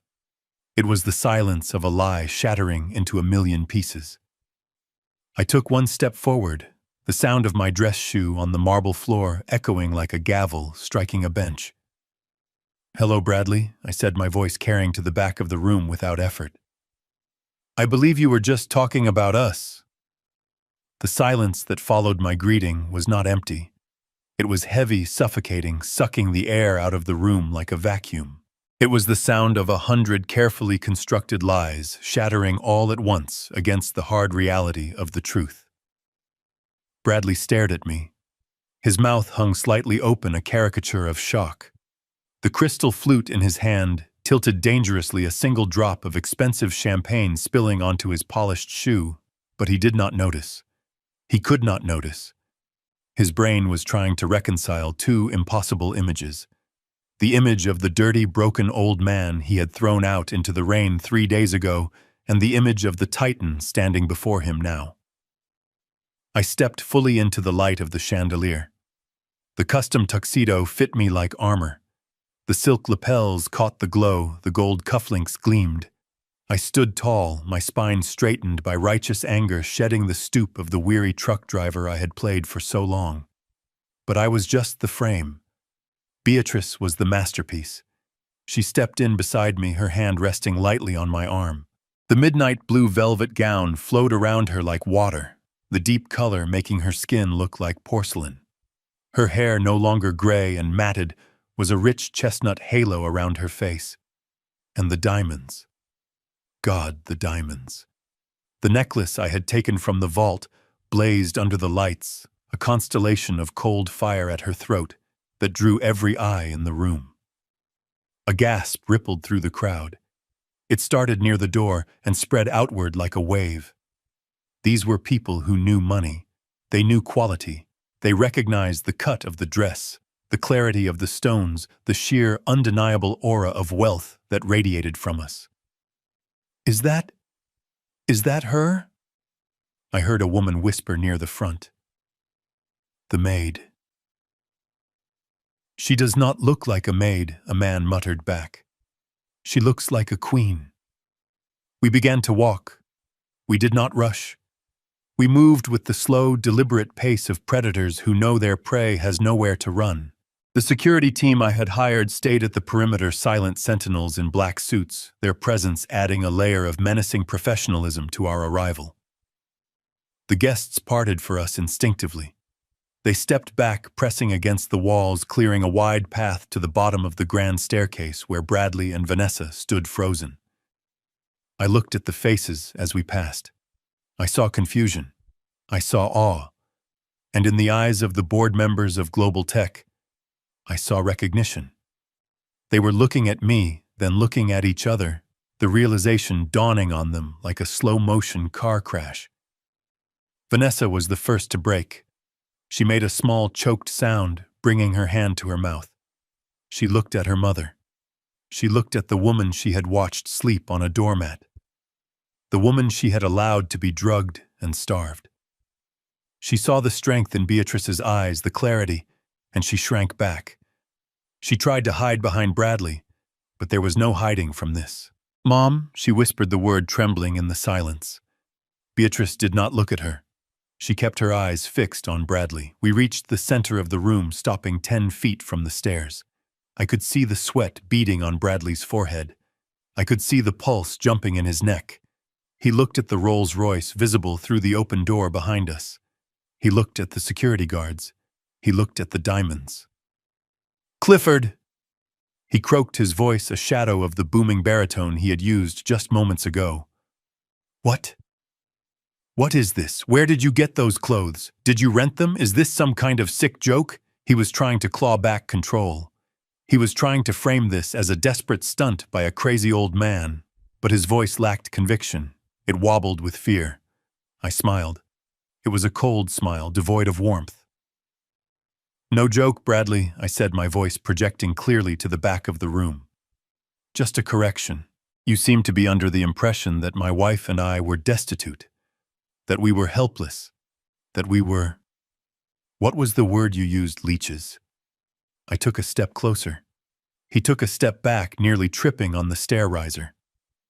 I thought I should come and clear up the misunderstanding personally, I continued. And since you invited the entire board of directors of Global Tech, I thought it was the perfect opportunity to introduce myself properly. I turned my head, slightly locking eyes with Marcus Sterling, who was standing near the fireplace, a glass of untouched scotch in his hand. He looked pale, but he nodded at me a sharp, respectful acknowledgement. Bradley saw the look. He saw his boss, the CEO he worshipped, bowing his head to his father-in-law. The color drained from his face completely, leaving him gray and ashen. I turned back to Bradley. You see, Bradley, you made a mistake. You looked at a book and judged it by its cover. You looked at a man who drove a truck and assumed he was poor. You looked at a woman who loved to garden and assumed she was weak. And because of that assumption, you thought you could hurt us. You thought you could steal from us. You thought you could erase us. I reached into my tuxedo pocket. The sound of the fabric rustling was loud in the quiet room. Bradley flinched as if he expected me to pull out a gun. Instead, I pulled out a folded document, the affidavit he had signed in the coffee shop 3 days ago. But you forgot the first rule of finance, Bradley, I said, holding the paper up. Always know who holds the note. Bradley stared at the paper. He recognized it. I saw the moment his soul left his body. You signed this, didn't you? I asked softly. You pledged this house as collateral for a $5 million loan. A house you do not own. A house that belongs to a trust. He stammered, looking around the room for an ally, for someone to laugh and tell him this was a nightmare. But no one laughed. The investors were staring at him with cold, predatory eyes. They smelled blood. And you know who owns the trust, Bradley? I asked. I do. I let the words hang there. I let him do the math. If I owned the trust, I owned the house. If I owned the house, I owned him. Vanessa started to cry. It was a high, thin sound, like a kettle boiling over. Dad, please, she sobbed. Don't do this. Not here. Not in front of everyone. I looked at her then. I looked at my daughter. You had your chance, Vanessa, I said, my voice devoid of pity. You had a chance when she was shivering on the porch. You had a chance when he was drugging her food. You chose your side. Now you have to live with the consequences. I turned back to the room. I raised my voice, addressing the guests, the board members, the elite of Greenwich. Ladies and gentlemen, I said, I apologize for the interruption. My son-in-law was just telling you about the future of global tech, about character, about resilience. I gestured to Bradley, who was now trembling, visibly leaning against the banister for support. But I think there is something you should know before you toast to his success. I looked at Marcus Sterling. Marcus, I said, would you mind joining us? The crowd parted again. Marcus Sterling walked forward. He didn't look at Bradley. He looked at me. Mr. Dalton, he said, extending his hand. I shook it. Mr. Sterling, I said, I believe you have some paperwork for your CFO. Bradley made a noise that sounded like a dying animal. Mr. Dalton, he whispered. You know him. Marcus turned to Bradley. His face was a mask of professional disgust. Bradley, he said coldly, I would like to introduce you to Clifford Dalton, the chairman of Trident Holdings, our parent company. Bradley's knees gave out. He sat down hard on the stairs, burying his face in his hands. He owns Global Tech, Bradley. Marcus continued mercilessly.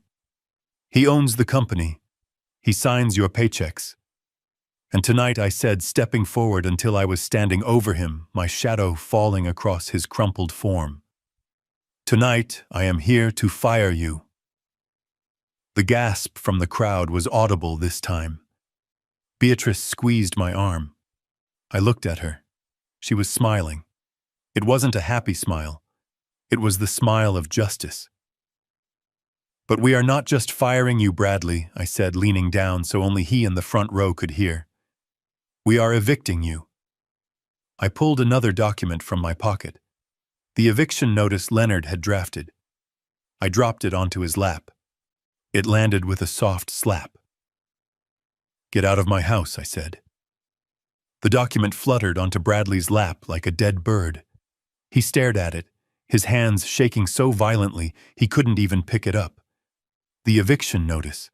The end of his reign. But I wasn't done. The eviction was just the opening act. The main event was about to begin. I turned away from him, leaving him crumpled on the stairs, and walked toward the small stage where a jazz trio had been playing earlier. The musicians had stopped their instruments lowered, watching the drama unfold with wide eyes. I reached out and took the microphone from its stand. Testing, I said. My voice boomed through the speakers, filling every corner of the cavernous room. I looked out at the sea of faces. These were the people Bradley had preened for. These were the people he had tried to impress with his borrowed wealth and his stolen stories. You know, I began my tone conversational, but edged with steel. My son-in-law here has a very interesting definition of family. He told you earlier that family takes care of family. He told you he was a saint for taking in his poor, demented in-laws. I paused, letting the silence stretch. I looked directly at a woman in the front row who was clutching her pearls. But he left out a few details. He forgot to mention that the sanctuary he provided was a storage shed without heat. He forgot to mention that the care he provided involved drugging my wife with antipsychotics to simulate dementia. And he certainly forgot to mention that the money he used to throw this party, to buy his suits, to lease his cars, it didn't come from his salary. It came from stealing his mother-in-law's retirement fund.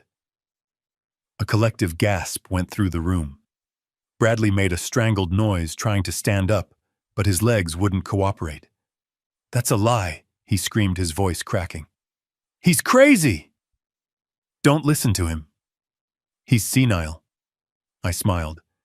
It was the smile of a man holding 4 aces. Senile, I asked. That's an interesting diagnosis, Bradley, especially coming from a man who just signed a federal affidavit pledging a property he doesn't own to secure a fraudulent loan. I reached into my pocket and pulled out another document. The affidavit from the coffee shop. I held it up for the room to see. This is a sworn statement notarized 3 days ago, in which Bradley declares himself the sole owner of this estate. He used it to try and borrow $5 million from a private equity firm. I walked over to Marcus Sterling. Marcus, I said, you're a businessman. What do you call it when an executive leverages assets he doesn't control to cover personal debts? Marcus took the microphone from me. His face was grim. We call it embezzlement, Clifford. And we call it fraud. He turned to the crowd. For those of you who don't know, he said, his voice ringing with authority, I am Marcus Sterling, CEO of Global Tech Solutions, and the man standing next to me is not just a truck driver. He gestured to me. This is Clifford Dalton. He is the founder and chairman of Trident Holdings.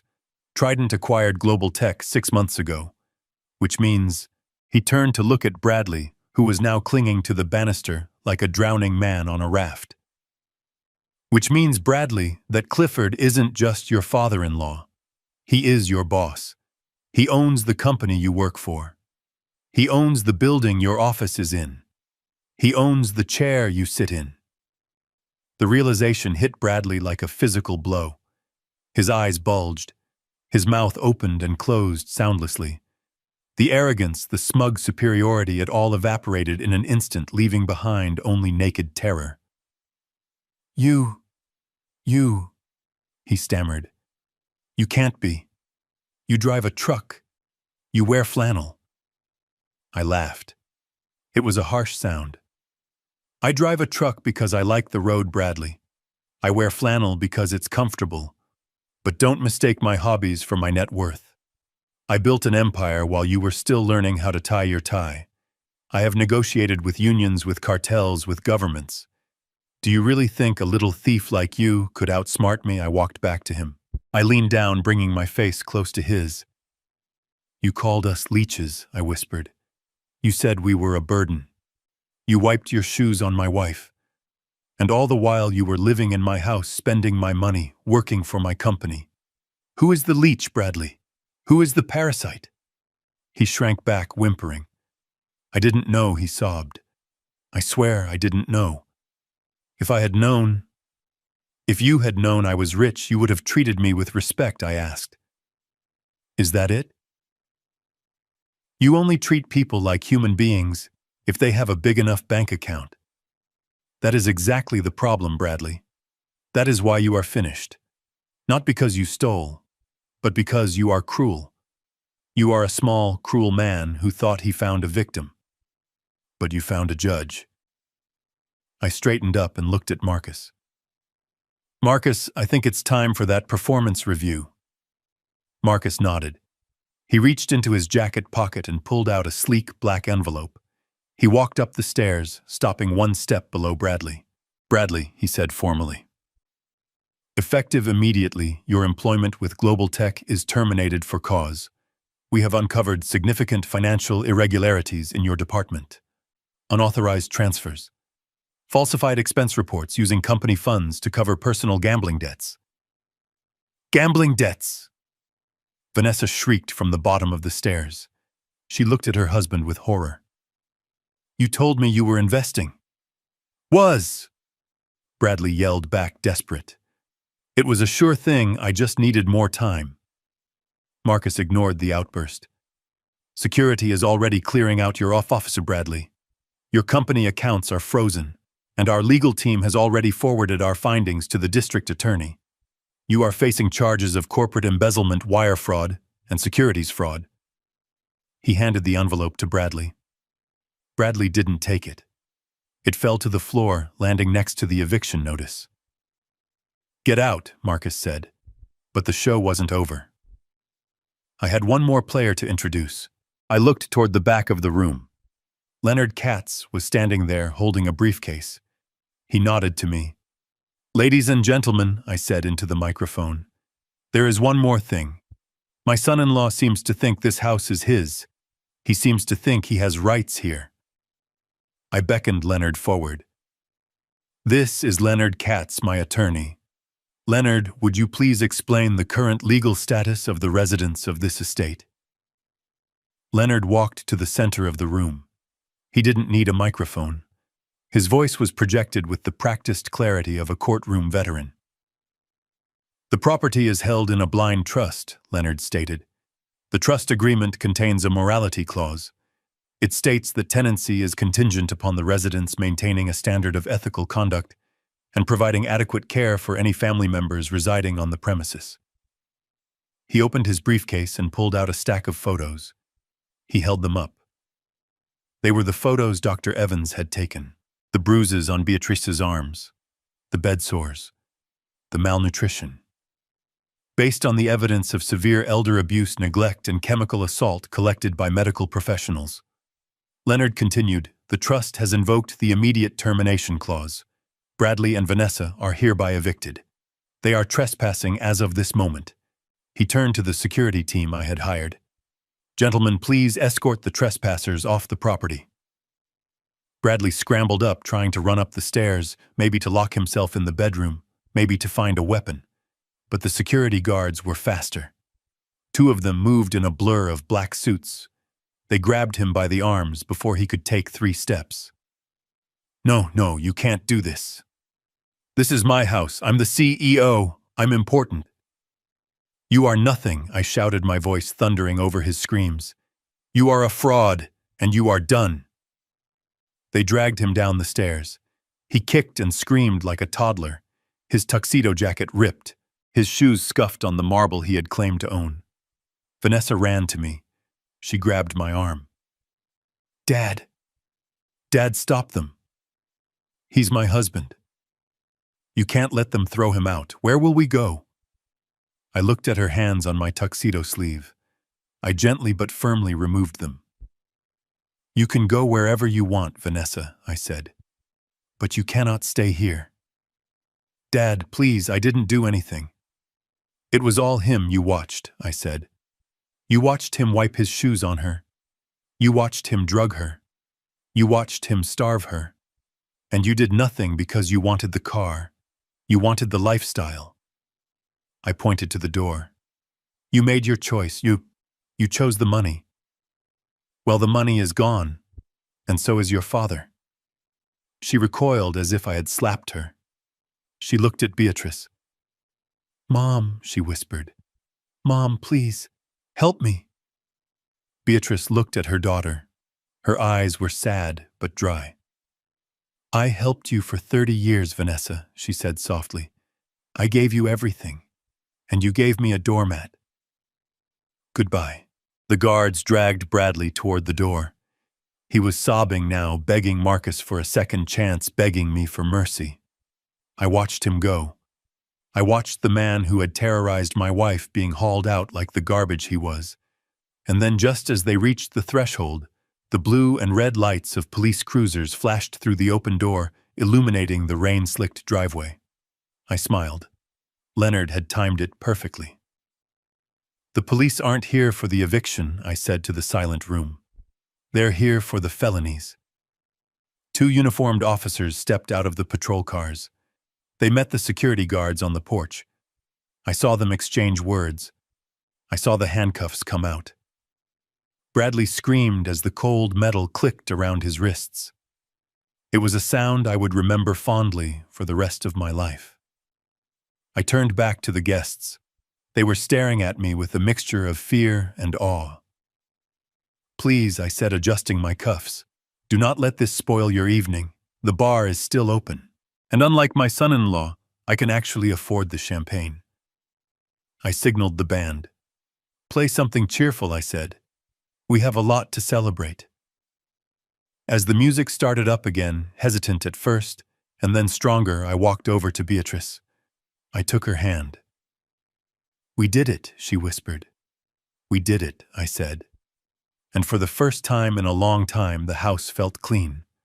The room was already spinning with the revelation of my identity, but I knew the human capacity for denial. Even with the eviction notice on the floor and his boss firing him, there were still people in that room, investors, friends, sycophants, who were wondering if maybe Bradley was just a victim of a cruel billionaire father-in-law. They needed to see the monster. They needed to see what happened when the doors were closed and the cocktail parties were over. I signaled to Leonard. He didn't say a word.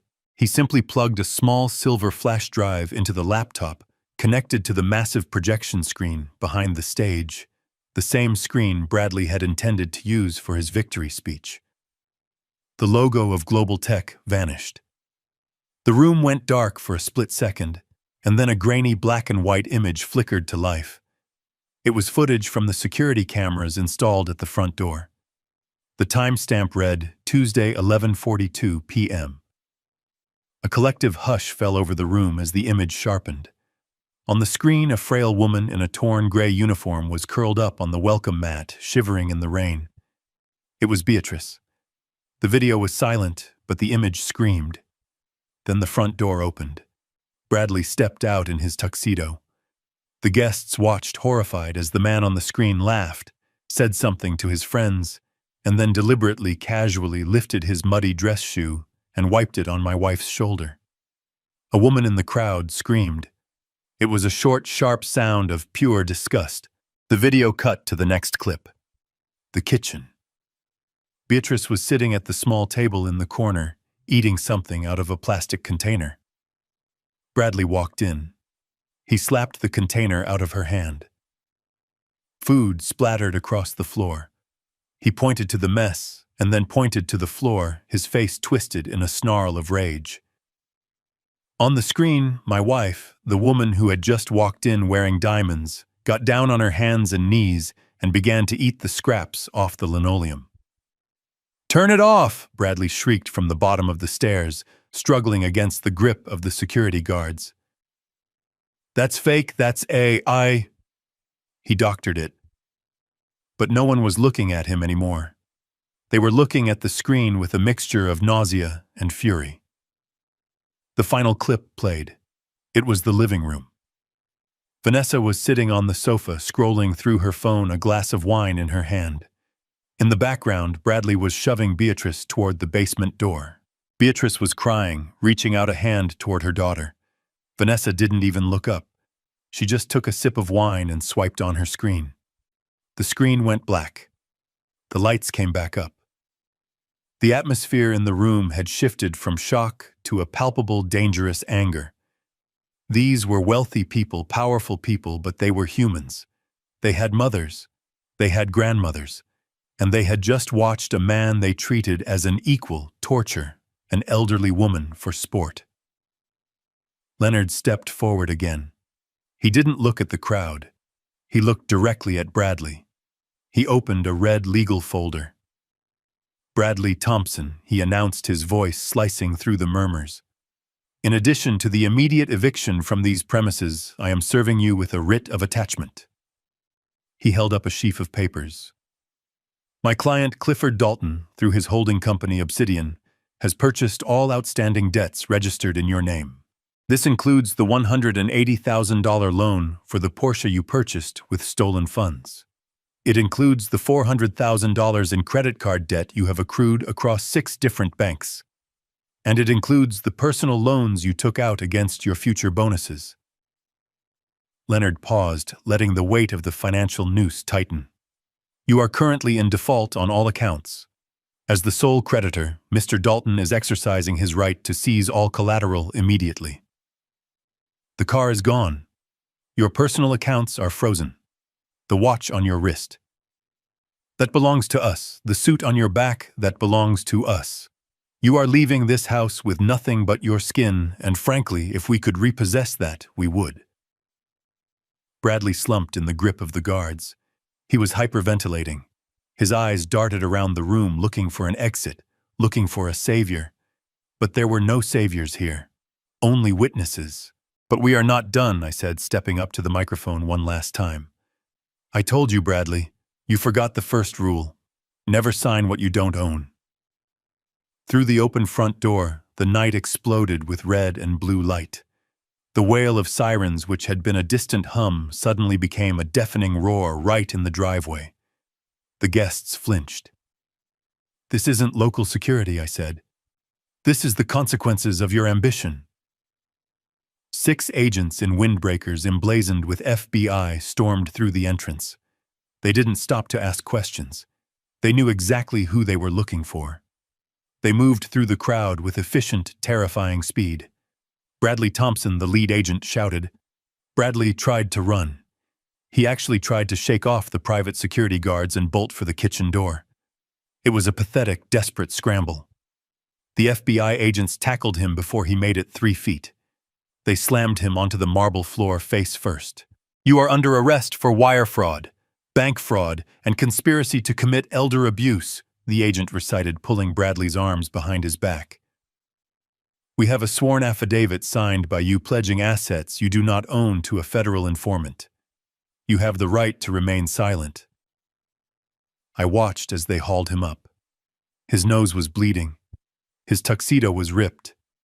He looked at me, his eyes wild with terror. "Clifford, please, I'm family. Tell them it was a misunderstanding."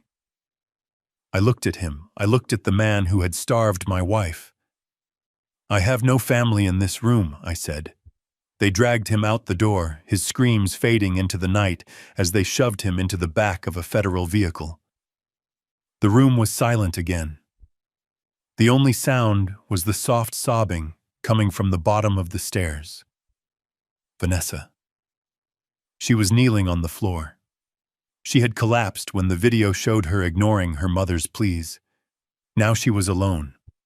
Her husband was gone. Her house was gone. Her reputation was incinerated. She looked up at me, Her mascara was running down her face in black streaks. She looked like a broken doll. She crawled toward me on her hands and knees, reaching out for the hem of my trousers. "Dad," she choked out. "Daddy, please.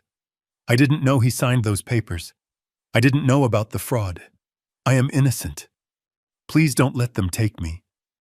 I have nowhere to go." I looked down at her.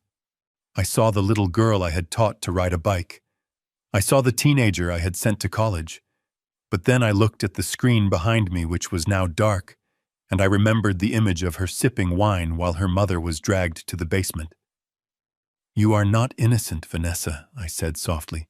"You are the worst kind of guilty. You are the bystander who profited from the pain."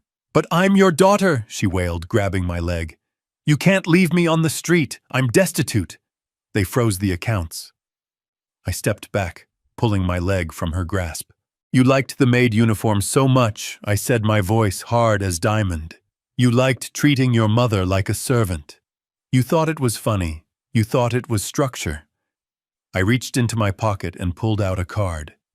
It wasn't a credit card. It was a business card for a cleaning service in the city. "If you need money, Vanessa, I suggest you learn how to scrub a floor. I hear they are hiring. And don't worry about references. I will tell them exactly how good you are at watching other people work." She stared at the card. She stared at me. "Dad," she whispered. "The trust is dissolved, Vanessa. The inheritance is gone. You are on your own." I turned my back on her. I walked over to Beatrice, who was watching her daughter with eyes that were sad but dry. She didn't reach out. She didn't offer comfort. She knew just as I did that comfort now would only enable the poison to return.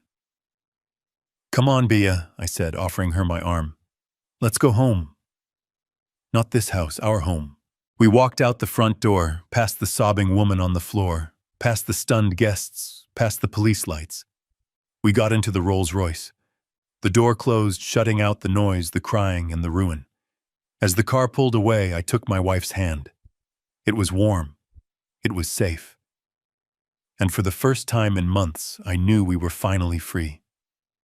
6 months ago, I was a man standing in the rain watching my world crumble while jazz music played behind a closed door. Today, I am sitting on a porch that smells of salt spray and cedar wood, watching the Atlantic Ocean roll in against the rocks of the Maine coast. The only sound is the rhythm of the tide and the humming of a woman who has found her song again. Beatrice is down in the garden. She is wearing a sun hat and gardening gloves, kneeling in the dirt, planting hydrangeas. She isn't wearing diamonds today. She isn't wearing a couture gown. She is wearing jeans and a linen shirt, and to me she has never looked more beautiful. The bruises that mapped her arms like constellations of pain are gone, faded into bad memories. The hollows in her cheeks have filled out. Her skin, once gray and paper-thin from malnutrition and stress, is now bronzed by the sun and glowing with health. But the most important change isn't physical. It is in her eyes.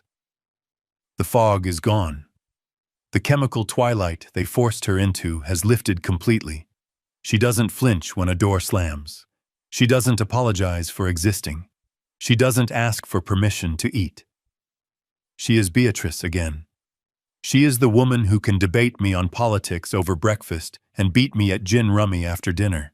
She is sharp, she is funny, and she is mine. We sold the Greenwich estate 3 days after the party. I didn't even want to walk through it again. It was a beautiful structure, but the foundation was rotten. It was poisoned by greed and cruelty. I had Leonard liquidate it, furniture and all. I didn't want a single spoon or cushion that Bradley had touched. We took the money and we bought this place. It is not a mansion. It doesn't have a grand staircase or a ballroom. It is a 4-bedroom shingle-style house on a cliff overlooking the water. It has creaky floorboards and a fireplace that smokes a little if the wind is wrong, but it has something the other house never had. It has a soul. We wake up when we want. We eat what we want. We don't have to hide our money, but we don't flash it either. We just live. It sounds so simple, but after 40 years of building an empire and 3 years of living in a war zone disguised as a family home, simplicity feels like the ultimate luxury. I watched Beatrice stand up and wipe her forehead with the back of her hand. She saw me watching her and waved. "Clifford," she called out, her voice strong and clear against the wind. "The soil here is perfect. We are going to have blooms by July." I waved back. I remembered the night she whispered to me that she had been locked in the basement for breaking a vase. I remembered the terror in her voice. Now she was commanding the earth to grow confident that she would be here to see it happen. That is what money is really for. It isn't for Porsches or status. It is for buying the space to heal. It is for building a fortress where the monsters can't get in.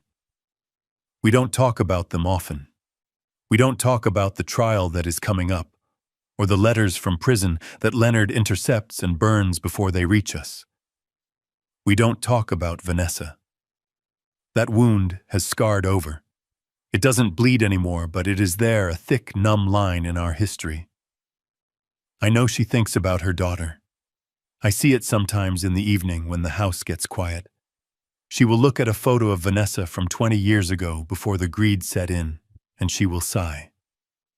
But she doesn't reach for the phone. She knows just as I do that the girl in the photo doesn't exist anymore. She was replaced by a stranger who watched her mother suffer and did nothing. And we have learned through the hardest lesson imaginable that you cannot save people who are willing to drown you to stay afloat. I walked down the steps to the garden. I took the trowel from Beatrice's hand and pulled her into a hug. She smelled of lavender soap and earth. She felt solid. She felt safe. "You have been out here for 3 hours," I said. "Come inside. I made lunch." She looked up at me and smiled. A real smile, not the frightened grimace she used to give Bradley. "I am starving," she said. Those 3 words used to break my heart because they were a plea.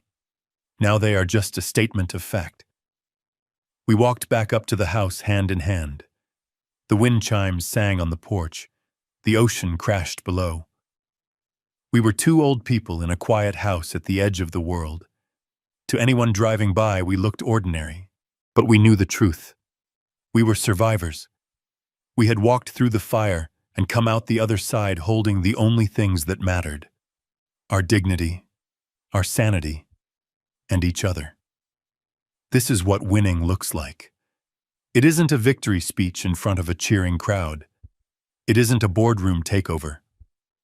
It is sitting at a kitchen table eating a sandwich with your wife, knowing that no one is ever going to hurt her again. Justice moves slower than revenge, but it hits harder because it is final. Revenge is a flash of anger. Justice is a cage. For Bradley, that cage is made of concrete and steel, located in a federal penitentiary in upstate New York. The trial was a spectacle, though I did not attend every day. I did not need to. Leonard Katz had assembled a case so airtight it would have suffocated Houdini. The affidavit Bradley signed pledging a house he didn't own was the centerpiece. It was a textbook definition of bank fraud and wire fraud. Combined with the evidence of elder abuse, the toxicology reports, the photos of Beatrice's malnutrition, the testimony of the security guards who watched him drag her out of the party. There was no defense attorney on earth who could save him. He tried to plead insanity. He tried to claim he was under duress.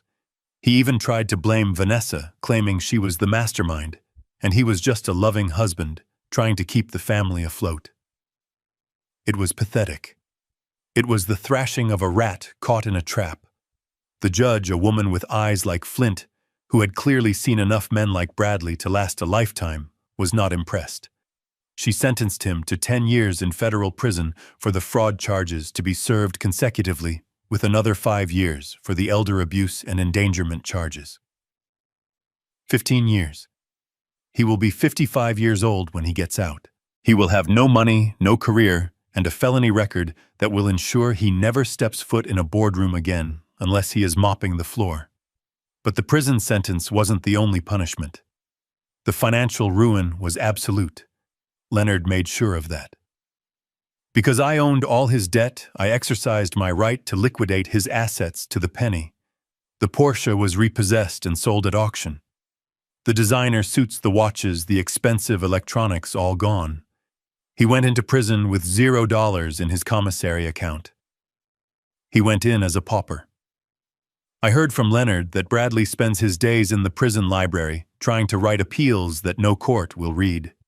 He tells the other inmates he was a CIO, that he was framed by a billionaire conspiracy. They laugh at him. In there, he isn't a shark. He is just fresh meat. He wanted to be a big man. Now he is just a number. Vanessa's sentence was different. She avoided prison. The prosecutors decided that her role, while morally repugnant, was largely passive. She was an accomplice to the neglect, but they couldn't prove she signed the fraudulent loan documents. So she remained free. But freedom, I learned, can be its own kind of prison. I went to see her once about 3 months after the trial. I didn't speak to her. I just needed to see for myself that the cycle had been broken. Leonard told me she was working at a discount grocery store in Queens, living in a basement studio apartment that she shared with 2 other roommates because her credit score was destroyed and she had no references. I parked my car across the street and watched through the window. It was a Tuesday afternoon, gray and drizzling. Vanessa stood behind the register. She wasn't wearing designer silk anymore. She was wearing a polyester smock that was too big for her, a name tag pinned crookedly to her chest. Her hair, once highlighted and blown out weakly, was pulled back in a messy bun, showing dark roots. She looked 10 years older. She looked tired. I watched as a customer, a large man with a loud voice, started yelling at her. He was angry about a coupon that had expired. He pointed a finger in her face. He called her stupid. He called her slow. I watched my daughter flinch. I watched her hunch her shoulders, making herself smaller, trying to disappear. It was the exact same posture Beatrice had adopted when Bradley yelled at her. "I am sorry, sir," I saw Vanessa mouth the words. "I will fix it. I am sorry." She was scanning items, bagging groceries, wiping down the conveyor belt. She was doing the work she had always looked down on. She was serving people she used to ignore. Then the man did something that made my breath catch. He spilled a carton of milk on the counter.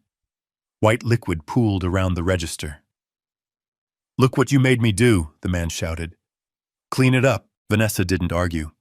She didn't call for a manager. She grabbed a roll of paper towels and bent down. She started scrubbing the counter, her hands moving frantically. Some of the milk dripped onto her shoes, cheap canvas sneakers that were already gray with grime. She wiped her shoe with a rag, her head bowed in submission. The irony was so sharp it felt like a physical cut. She had allowed her husband to treat her mother like a maid, to wipe his shoes on her, to treat her like garbage. And now the universe had put her in the exact same uniform. She was the maid. She was the one cleaning up the mess. She was the one being humiliated for a minimum wage paycheck that barely covered her rent. She looked up then through the glass of the storefront. For a second our eyes met across the street. I saw the recognition hit her. I saw the shame flood her face, turning it crimson. She took a step toward the window, her hand raising slightly, a reflex, a plea.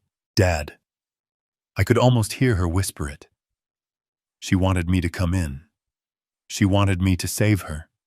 She wanted me to buy the store, fire the rude customer, and take her back to the world of comfort she had betrayed us for. I didn't move. I didn't smile. I didn't wave. I simply looked at her, acknowledging her reality, and then I rolled up the window of my car. I told the driver to drive. I didn't hate her anymore. Hate requires energy. Hate requires a connection. I felt nothing but a distant, cold pity. She was living the life she had earned. She was learning hour by hour, dollar by dollar, what it felt like to be powerless. She was learning the value of the dignity she had sold so cheaply.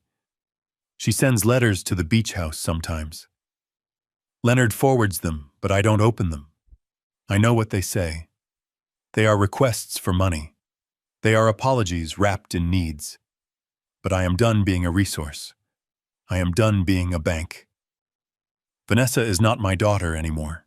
She's a stranger who looks like someone I used to know. And as I watched the grocery store disappear in the rearview mirror, I knew that leaving her there scrubbing milk off a counter was the most honest thing I had ever done for her. She was finally building a life with her own hands. It was a hard life, a small life, but it was hers. And that was justice. The sun is setting over the Atlantic, painting the water in shades of gold and violet that no money could ever buy. Beatrice is sitting in the rocking chair next to me, knitting a scarf. She is humming a song I haven't heard in years. She looks up and smiles at me, and in that smile I see the only empire that ever really mattered. I think about Bradley and Vanessa, often not with anger anymore, but with a kind of detached anthropological curiosity. They were the architects of their own destruction, but they blamed the ground for shaking when the building fell. They made the fatal mistake that so many arrogant people make. They confused kindness with weakness. They confused silence with stupidity. They looked at a man in a flannel shirt and saw a victim, never realizing that the man in the flannel shirt owned the very ground they stood on. They forgot that the person who drives the truck is the one who controls the momentum. I spent 40 years on the road. I learned that you respect the heavy machinery. You respect the weather. You respect the distance. Bradley and Vanessa respected nothing. They thought they could speed through life, cutting corners, running red lights, and crashing into people without ever paying a toll. But the toll always comes due. There is a lesson here, one that cost my family everything to learn. It is a lesson about the dangerous illusion of appearances. A suit does not make a man honest. A title does not make a man a leader. And a bank account does not make a man worthy of respect. True power isn't about shouting at waiters or wiping your shoes on people you think are beneath you. True power is the ability to protect the people you love. It is the ability to stand in the rain, humiliated and dismissed, and know that you have the strength to bring the whole house down whenever you choose. I chose to bring it down because they hurt Beatrice. That was their sin. If they had just stolen the money, I might have let them go. I might have just cut them off and walked away. But they tried to break her spirit. They tried to erase her dignity. And for that, there is no forgiveness. There is only the cold, hard correction of reality. I reach out and take Beatrice's hand. Her skin is warm. Her pulse is steady. We are survivors of a war we didn't start, but we are the ones who finished it. Do not ever let anyone tell you that you are less than them because of what you wear or what you drive. Do not let anyone treat you like a doormat. And if they try, remember that you do not have to scream. You do not have to fight. Sometimes you just have to wait for the right moment to turn on the lights and show them exactly who is in charge. My name is Clifford Dalton. I am a truck driver. I am a billionaire. And I am the man who taught his family the true cost of greed. Thank you for listening to my story. If you enjoyed this, please like the video and subscribe to the channel for more stories about justice served cold. And tell me in the comments, would you have forgiven Vanessa, or did she get exactly what she deserved? I will see you in the next story. There is a profound lesson in our journey, one that cost my family everything to learn. Never confuse silence with submission or kindness with weakness. Bradley looked at a flannel shirt and saw a victim. He didn't realize he was standing on land owned by the man he despised. True power isn't about shouting orders or flashing wealth. It is about the quiet strength to protect those you love and the courage to walk away from those who hurt you. Money can buy houses and cars, but it cannot buy character. In the end, dignity is the only currency that truly matters. If you believe justice was finally served, hit that like button and subscribe for more stories of truth and redemption. And tell me in the comments, would you have given Vanessa a second chance, or did she get exactly what she deserved? I'll see you in the next story.